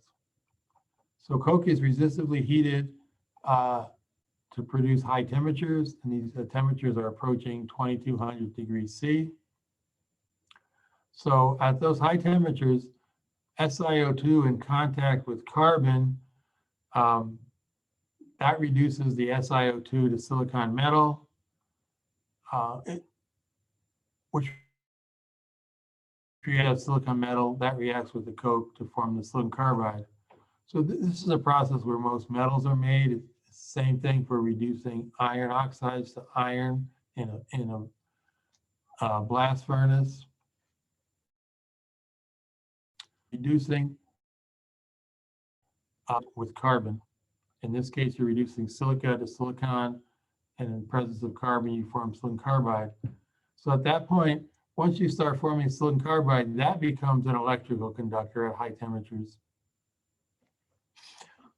So the purpose of adding sawdust is a means of providing porosity, and that just allows for the escape of gases that are given off during this reaction. So you have SiO2 plus carbon yields silicon carbide plus CO gas. So the porosity just allows for the CO gas to escape. The crystalline forms of silicon carbide, you have beta silicon carbide at low temperature. It's 3.21 grams per cubic centimeter. The cubic structure occurs below 1950 degrees C. That's beta silicon carbide. You have alpha silicon carbide in the hexagonal structure above 1950 degrees C. Same density, 3.21 grams per cubic centimeter. Silicon carbide does not melt. It dissociates the silicon and carbon above 2400 degrees C. There are various ways of making a silicon carbide based refractory. You can have a fire clay bonded silicon carbide. So you dry press a mixture of about 15 weight% fire clay and 85 weight% silicon carbide. You sinter or intensify the material at about 1300 degrees C. So now basically you have a composite with the fire clay and silicon carbide. You can also nitride bond silicon. So you dry press a mixture of silicon powder and silicon, so maybe 10 metal powder and 85 to 90 weight% silicon carbide. Heated to 1400 degrees C in a nitrogen atmosphere. So the nitrogen reacts with the silicon metal. So the nitrogen converts the silicon metal to silicon nitride, Si3N4. And that bond is useful to a fairly high temperature, about 1900 degrees C. And when you form nitride in situ in this material, you don't have a great deal of shrinkage, so approach to an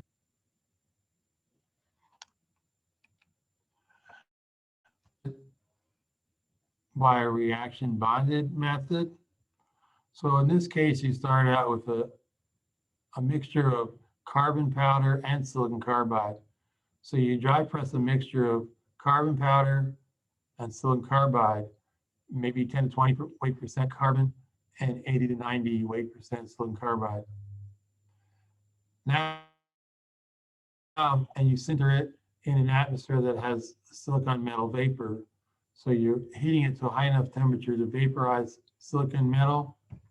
That vapor infiltrates the powder compact, reacts with the carbon powder, and converts, so the silicon vapor converts carbon to silicon carbide. Again, it's a process of limited shrinkage, silicon carbide in situ. So now you have a silicon carbide matrix bonding a silicon carbide aggregate.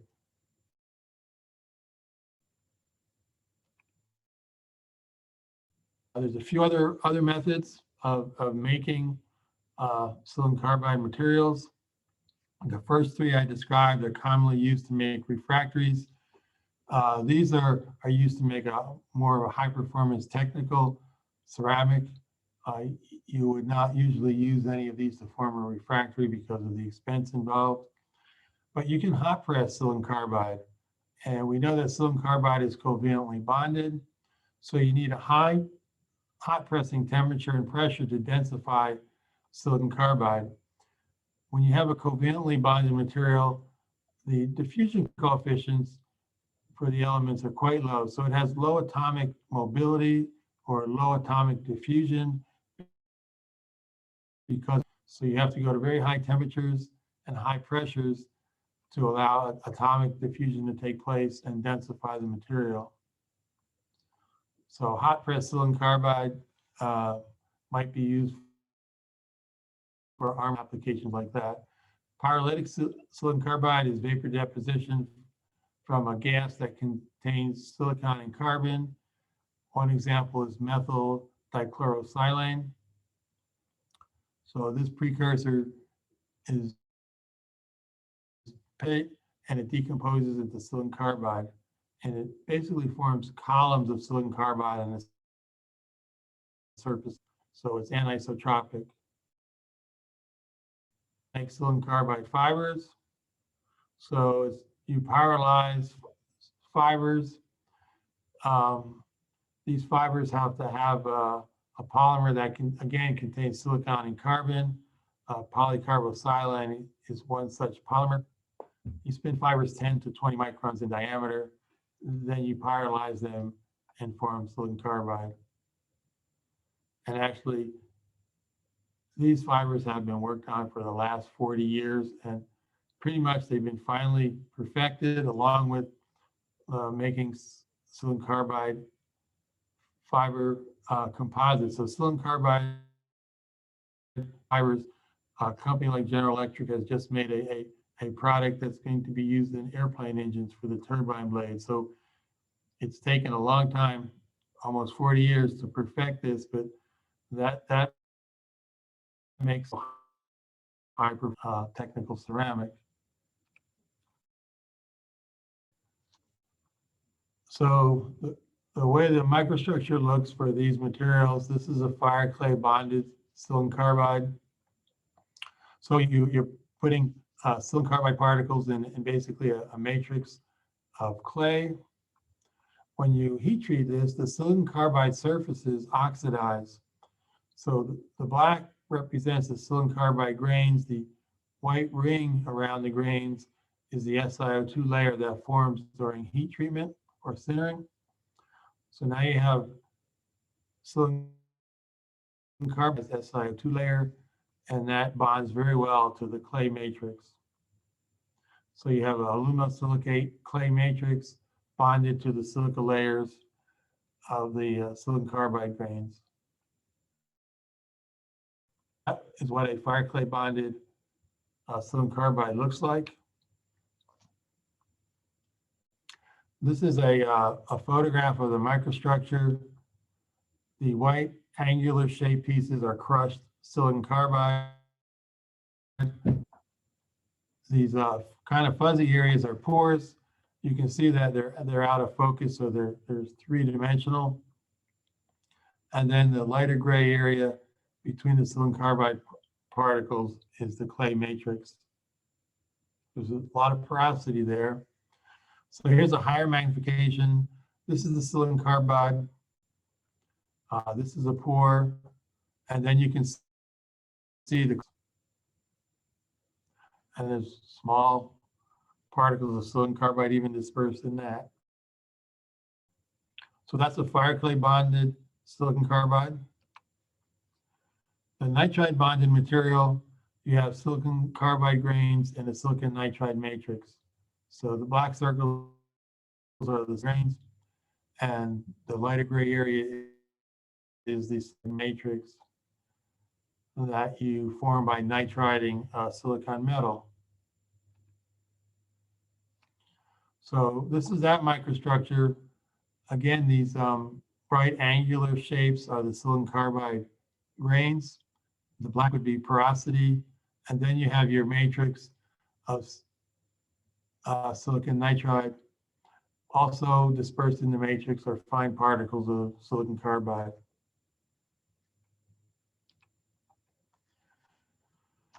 This is a sample that we looked at in the overall chemistry is about 54% silicon, 36% carbon, and about 8% nitrogen. Aluminum, iron, and calcium are the impurities.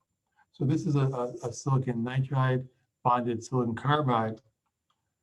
So these gray areas, these angular large grains, are all silicon carbide. They're about 70% silicon and 30% carbon, silicon carbide. The black spots are again porosity. And then the matrix is about 58% silicon, 19%, 16 or 70% nitrogen, and the impurities again are aluminum, iron, and calcium. When we do the chemistry of the matrix, we're picking up the silicon nitride and the fine silicon carbide. So basically you have silicon carbide cores and finer aggregates, and a matrix of silicon nitride and even carbide particles.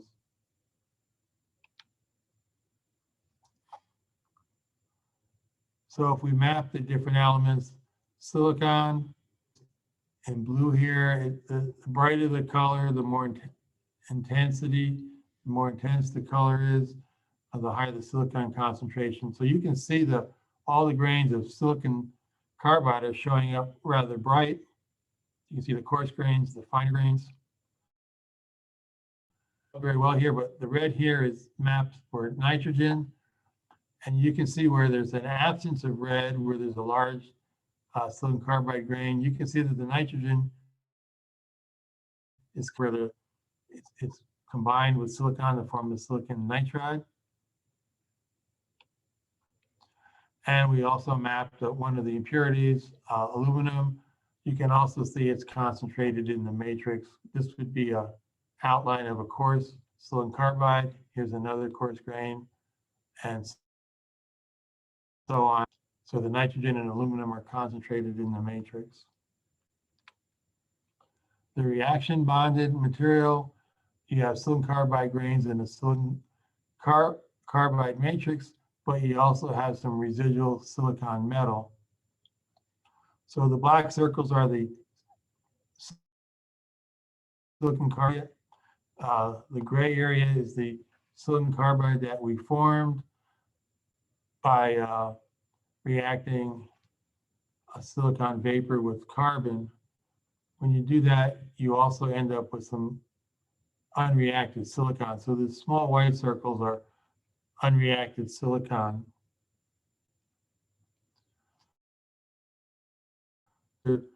A reaction bonded silicon carbide. These darker gray areas are the silicon carbide grains. Black spots would be pores. Phase in the matrix is the unreacted silicon metal. And this one apparently has a lot of unreacted silicon metal. I must have desired that condition for some reason. For pyrolytic silicon carbide, you just form large columnar grains on the surface. So the grains are in the form of large columns. And for the silicon carbide fibers, you pretty much have silicon carbide with small amounts of silica and maybe some carbon present. Again, these are not for refractory use. They're for high performance ceramics. Properties here, silicon carbide has excellent creep resistance, bonding, so you would expect high strength. Good, strong bonding gives low thermal expansion and high thermal conductivity. Again, the combination of low expansion and high thermal conductivity gives rise to good thermal shock resistance. Silicon carbide is a very hard material, so it's abrasion resistant. And it's pretty good in corrosion resistance, especially in a non-oxidizing slag where the slag doesn't have a component that's oxidizing the silicon carbide. Metals and slags tend not to wet silicon carbide, similar to carbon. But the drawback on silicon carbide is the exact same for carbon. It has poor oxidation resistance, whereas carbon was poor above maybe 600 degrees C. Silicon carbide goes a little higher in temperature to about 1,000 degrees C before it starts to oxidize. And there's two modes of oxidation. There's something called passive oxidation, where you have the situation that's shown in this diagram here. So in passive oxidation, you have a great deal of oxygen present. So you have a high oxygen partial pressure. So this would be for oxidation in a near atmosphere where the oxygen partial pressure is about. So you develop a SiO2 silica layer on the surface of the silicon carbide. So here's your silicon carbide. You're developing this SiO2 layer. The SiO2 layer is an oxidation barrier. It prevents oxygen from diffusing through the layer and reacting with the silicon carbide. So it is slowing down the oxidation process. So you're creating a situation where you have controlled oxygen diffusion through the SiO2 layer. So the oxidation kinetics is parabolic. So, and then with time, the oxidation decreases in a parabolic manner. So the reaction is 2O2 plus SiC forms SiO2 plus CO2 gas. So the silicon carbide oxidizes, forms an SiO2 layer, and the CO.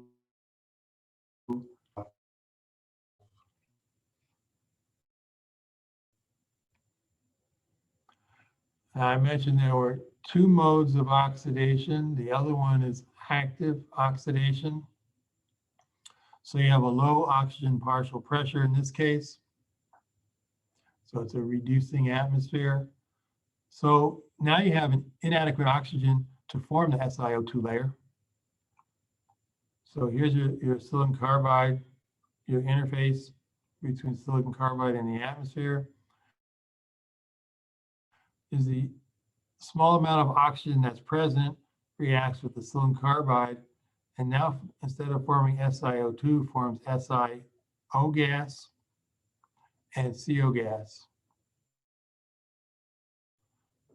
As this reaction just takes place, CO and SiO gas come off.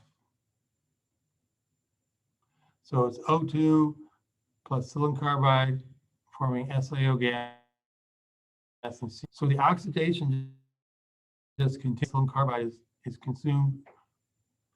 So this is linear oxidation kinetics.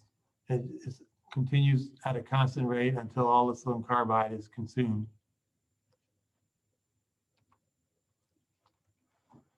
So here's a table of the different forms of silicon carbide. We have the hot press material, the clay bonded, the nitride bonded, and two reaction bonded materials. If you look at the porosity first and the hot press, the zero, it's fully dense, and so are the reaction bonded materials. Highest bulk densities, and the clay bonded and nitride are in the typical range for most 16, 18%. Low porosity is going to give a high bending strength. This is 78,000 PSI. That's rather high. These two are also high, 56,000 and 36,000. These two are more typical of normal refractories, 3 to 5. The thermal conductivity in BTUs, the type of unit. Hot pressed is 1400 reaction, and this one is 1310. It's lower because it's at a higher temperature where the conductivity has been decreased because of the high temperature. Clay bonded is still pretty high, about 100. Nitride bonded is 240. And for reference, the IFBs are 1 or 2. So these are high conductivity materials. The thermal expansion is fairly low. It's almost half, slightly more than half of alumina, which is about 8.5. If you remember, MgO was quite high, 13.5. So these have lower thermal expansion coefficients. These are the maximum use without a significant oxidation taking place. Hot pressed is almost pure. Clay bond is 85%. Silicon carbide with 15% clay. This nitride bonded, it happened to be 75% silicon carbide and 25% in the matrix of the silicon nitride. And this reaction bonded was 90%. So it was not run to completion. There's probably some silicon metal in this case, and this was 99% silicon carbide, so almost run to completion.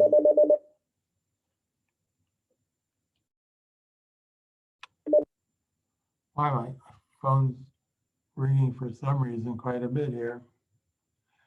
Anyway, the last material is silicon nitride. Silicon nitride, just like silicon carbide, is man-made, it's synthetic. You simply take silicon metal powder, you heat it in a nitrogen atmosphere. So what happens is this reaction, 3Si plus 2N2 yields Si3N4. So at temperatures between 1250 degrees C and 1400 degrees C, this reaction will take place.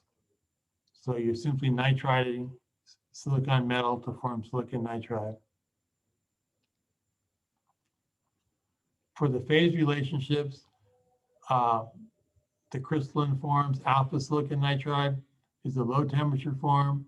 The density is 3.184 grams per cubic centimeter. It's in the trigonal,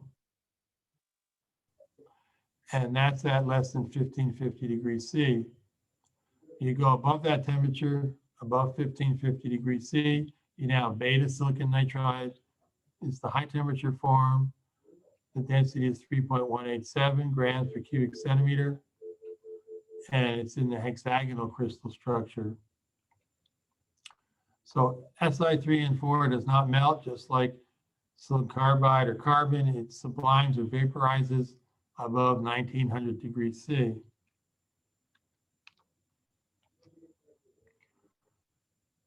You can hot press silicon nitride.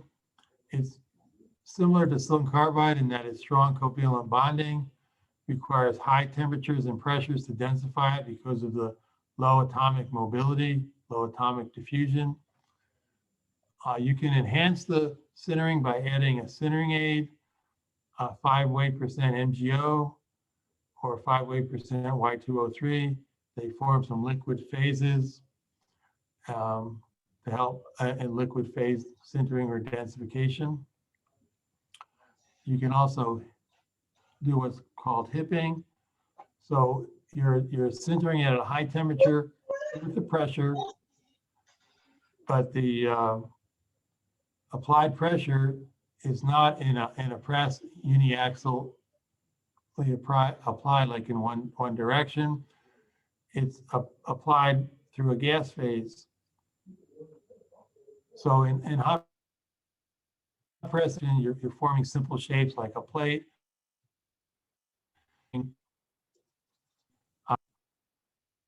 Because with the and either hot pressing or hipping are at high temperatures, about 1850 degrees C.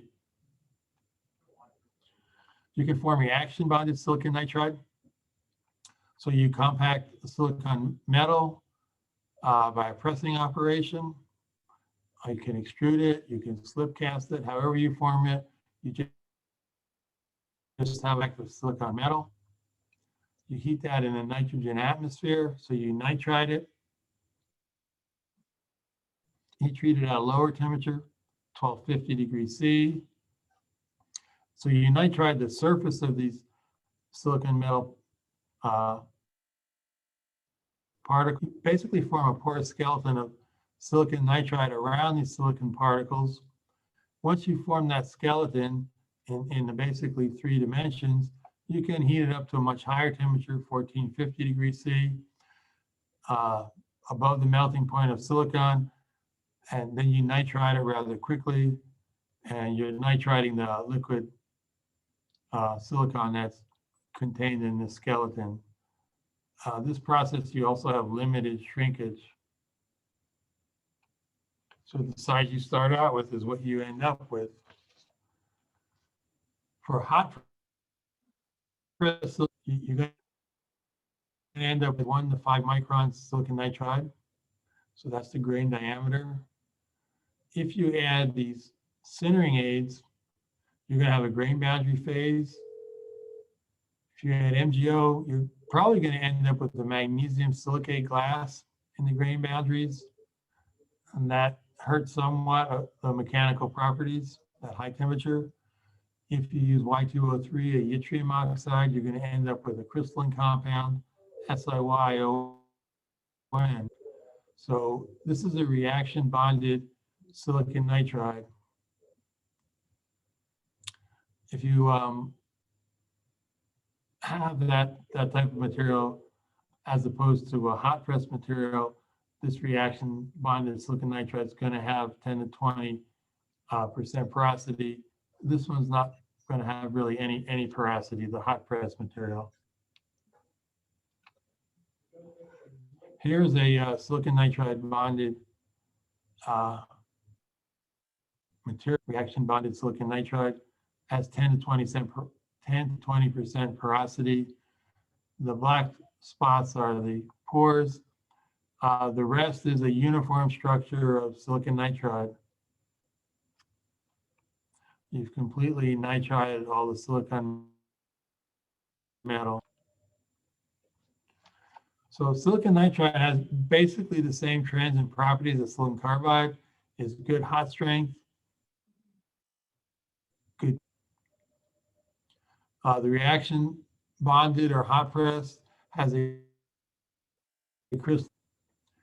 Thermal expansion is low because it's good, a strong covalent bonding, good bonding. The thermal shock resistance is good because it'll have a low thermal expansion coefficient. And just like for silicon carbide, the oxidation resistance is poor. So both silicon carbide and silicon nitride have some serious oxidation issues for above about 1,000 degrees C. So again, you have passive and active oxidation. So passive, high oxygen partial pressure, and that would be oxidation in an air atmosphere. So you develop a protective SiO2 layer again, just like for silicon carbide. That slows the oxidation. It's a diffusion barrier. So here's your silicon nitride material. Here's the interface between the silicon nitride and the SiO2 layer that forms. The reaction is 2 forming 3 SiO2. That's your silica layer. And you're giving off N2 gas. The N2 gas comes off. You're controlled by oxidation diffusion through the silica layer. And again, that's parabolic oxidation kinetics. It slows down as you increase the time, and it slows down fairly quickly in a parabolic mode. Oxidation, you have a low oxygen partial pressure, so very little oxygen present. Again, it's inadequate oxygen to form the SiO2. And this oxidation process just continues until all the silicon nitride is fully consumed. And again, just like for silicon carbide, it's a linear oxidation behavior. So here's your silicon nitride material. So the silicon 3½ O2 gives rise to 3 SiO gas plus 2 N2 gas. So Si3 and 4 is being consumed, and you're giving up N2 gas and SiO gas.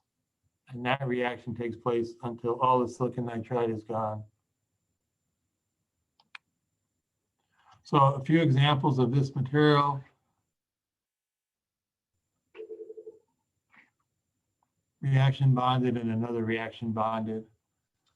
Again, hot pressing eliminates just about all the porosity. So this is a high density, 3.29 grams per cubic centimeter.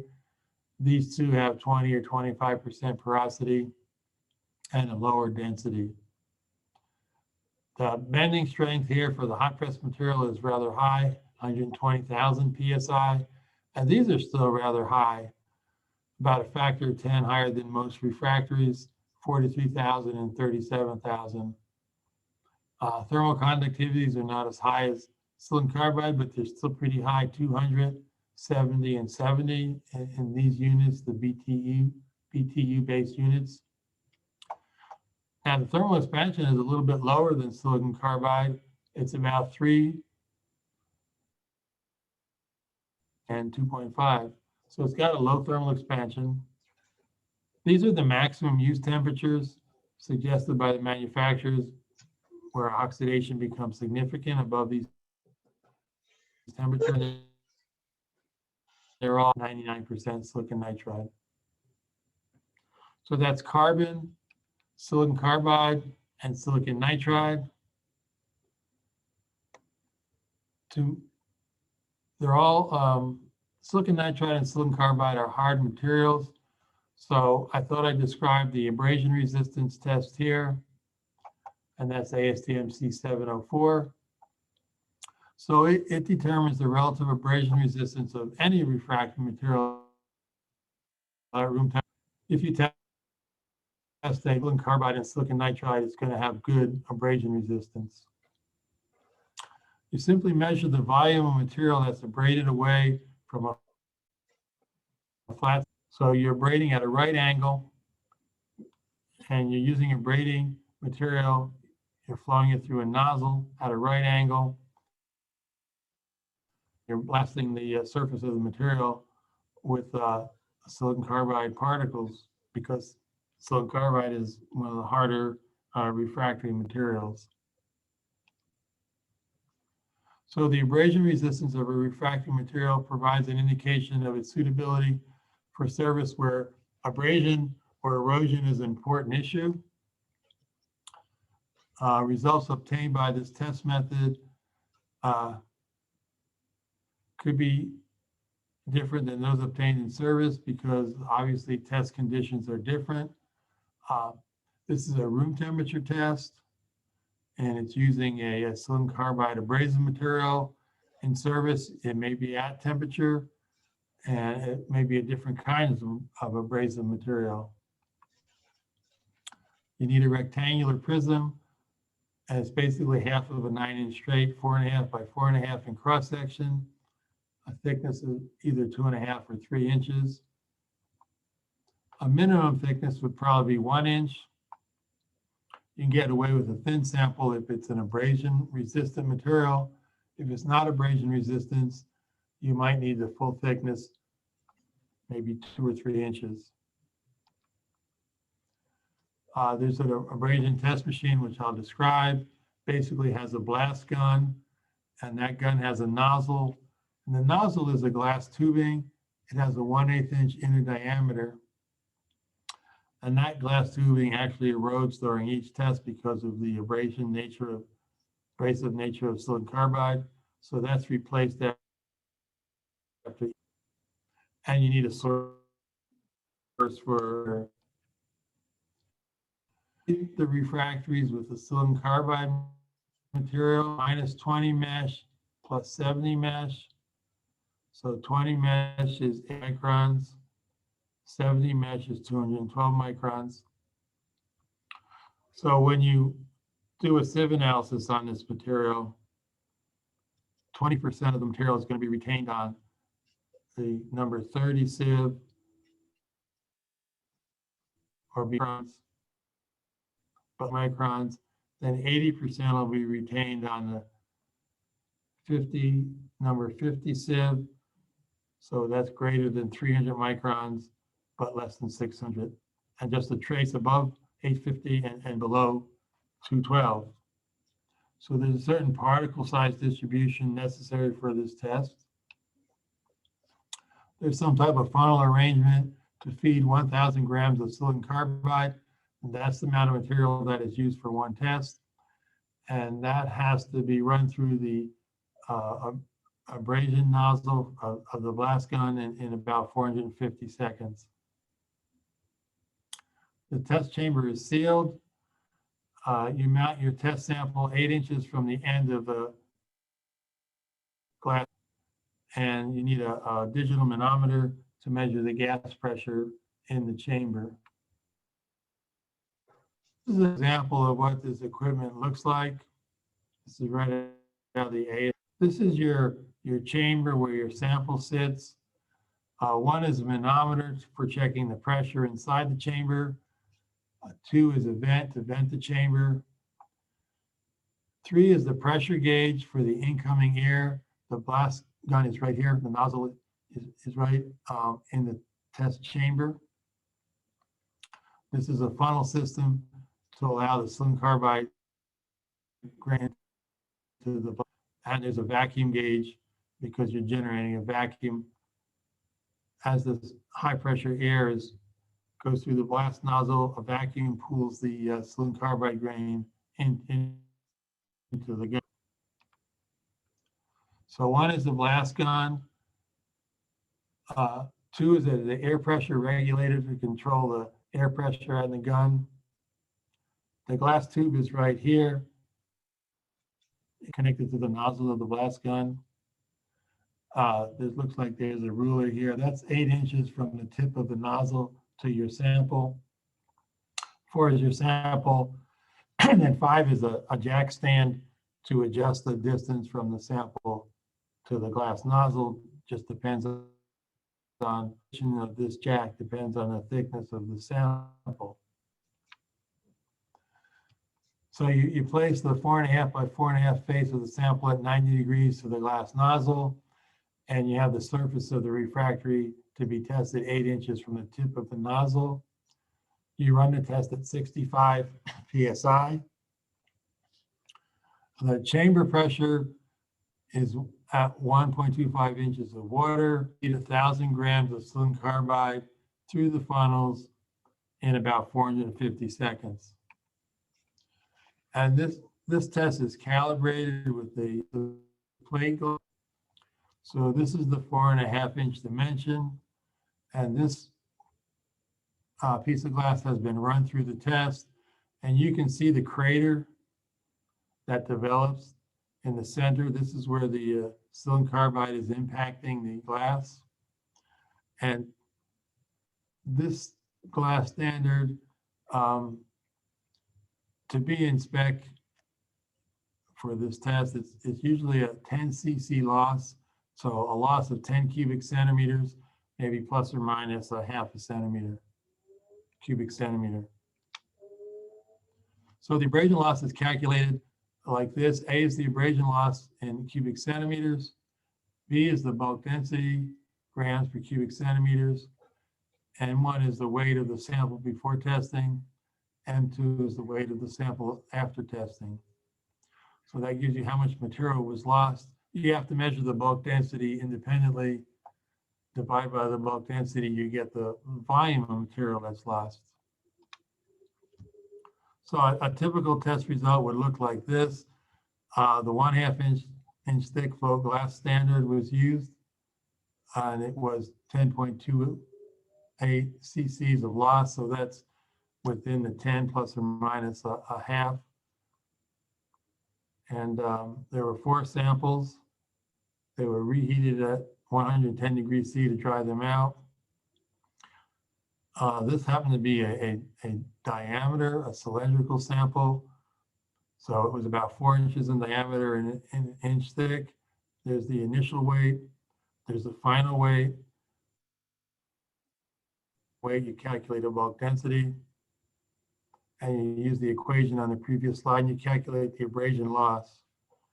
And the average was 1.77. So this was a fairly hard material with a low amount of loss.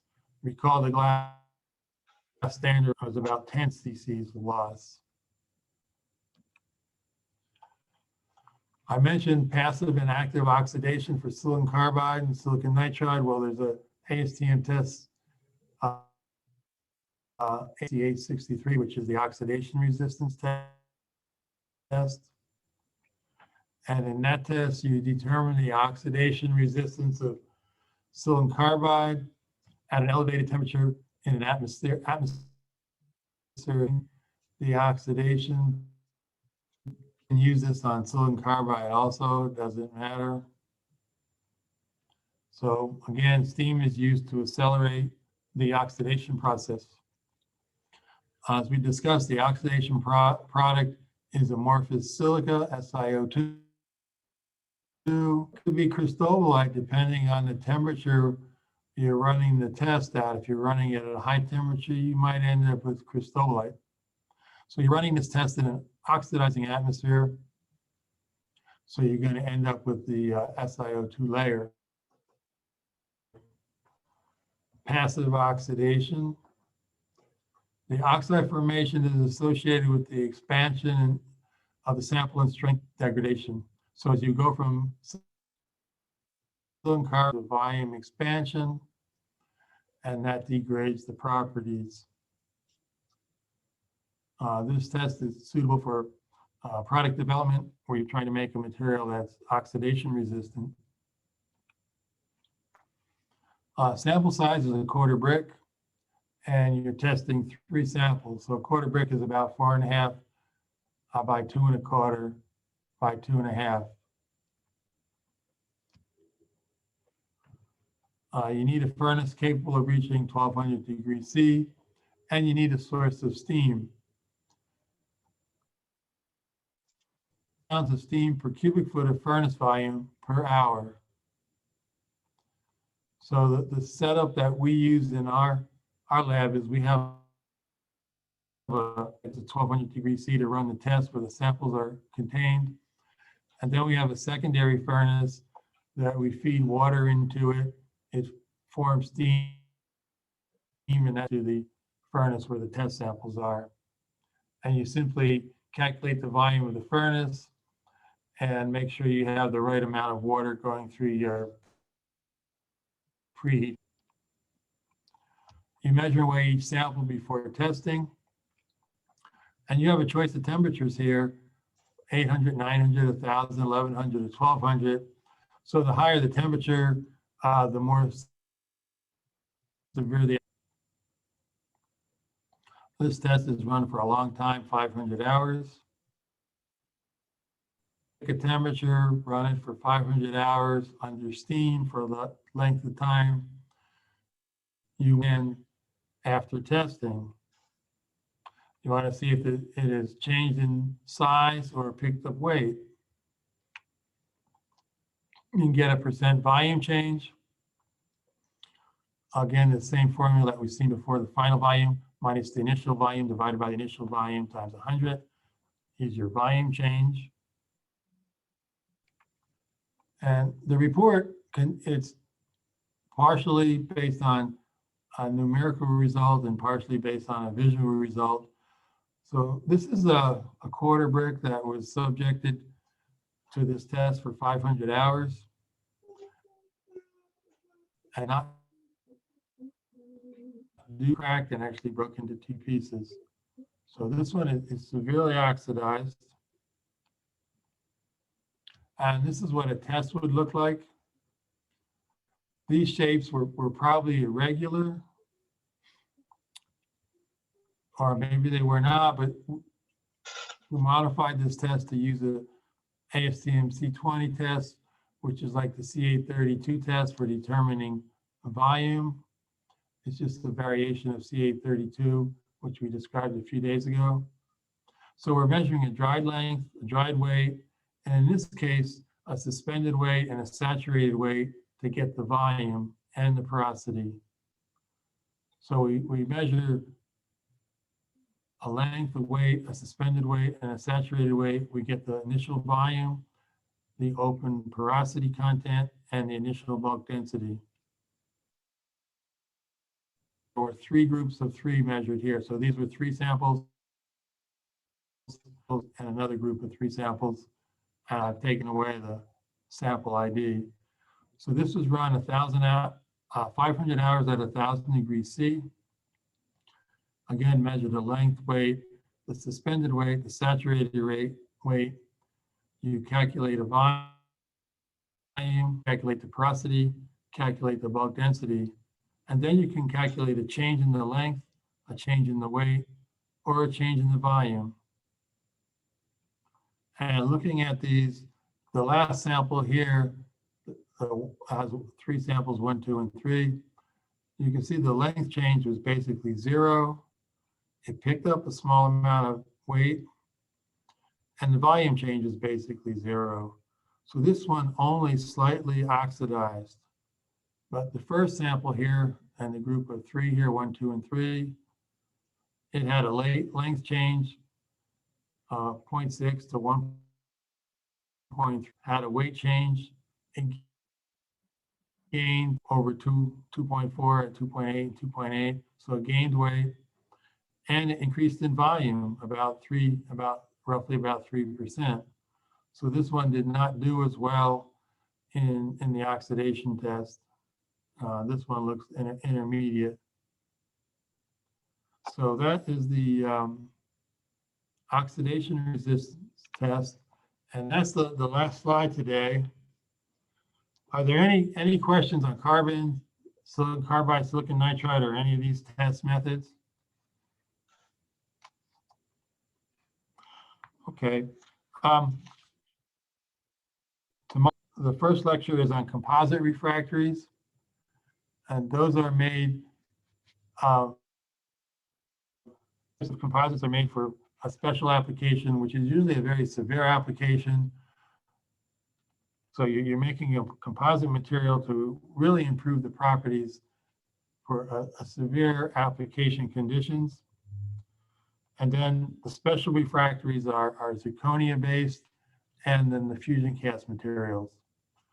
So again, if you have any questions to me, we're basically finished for today.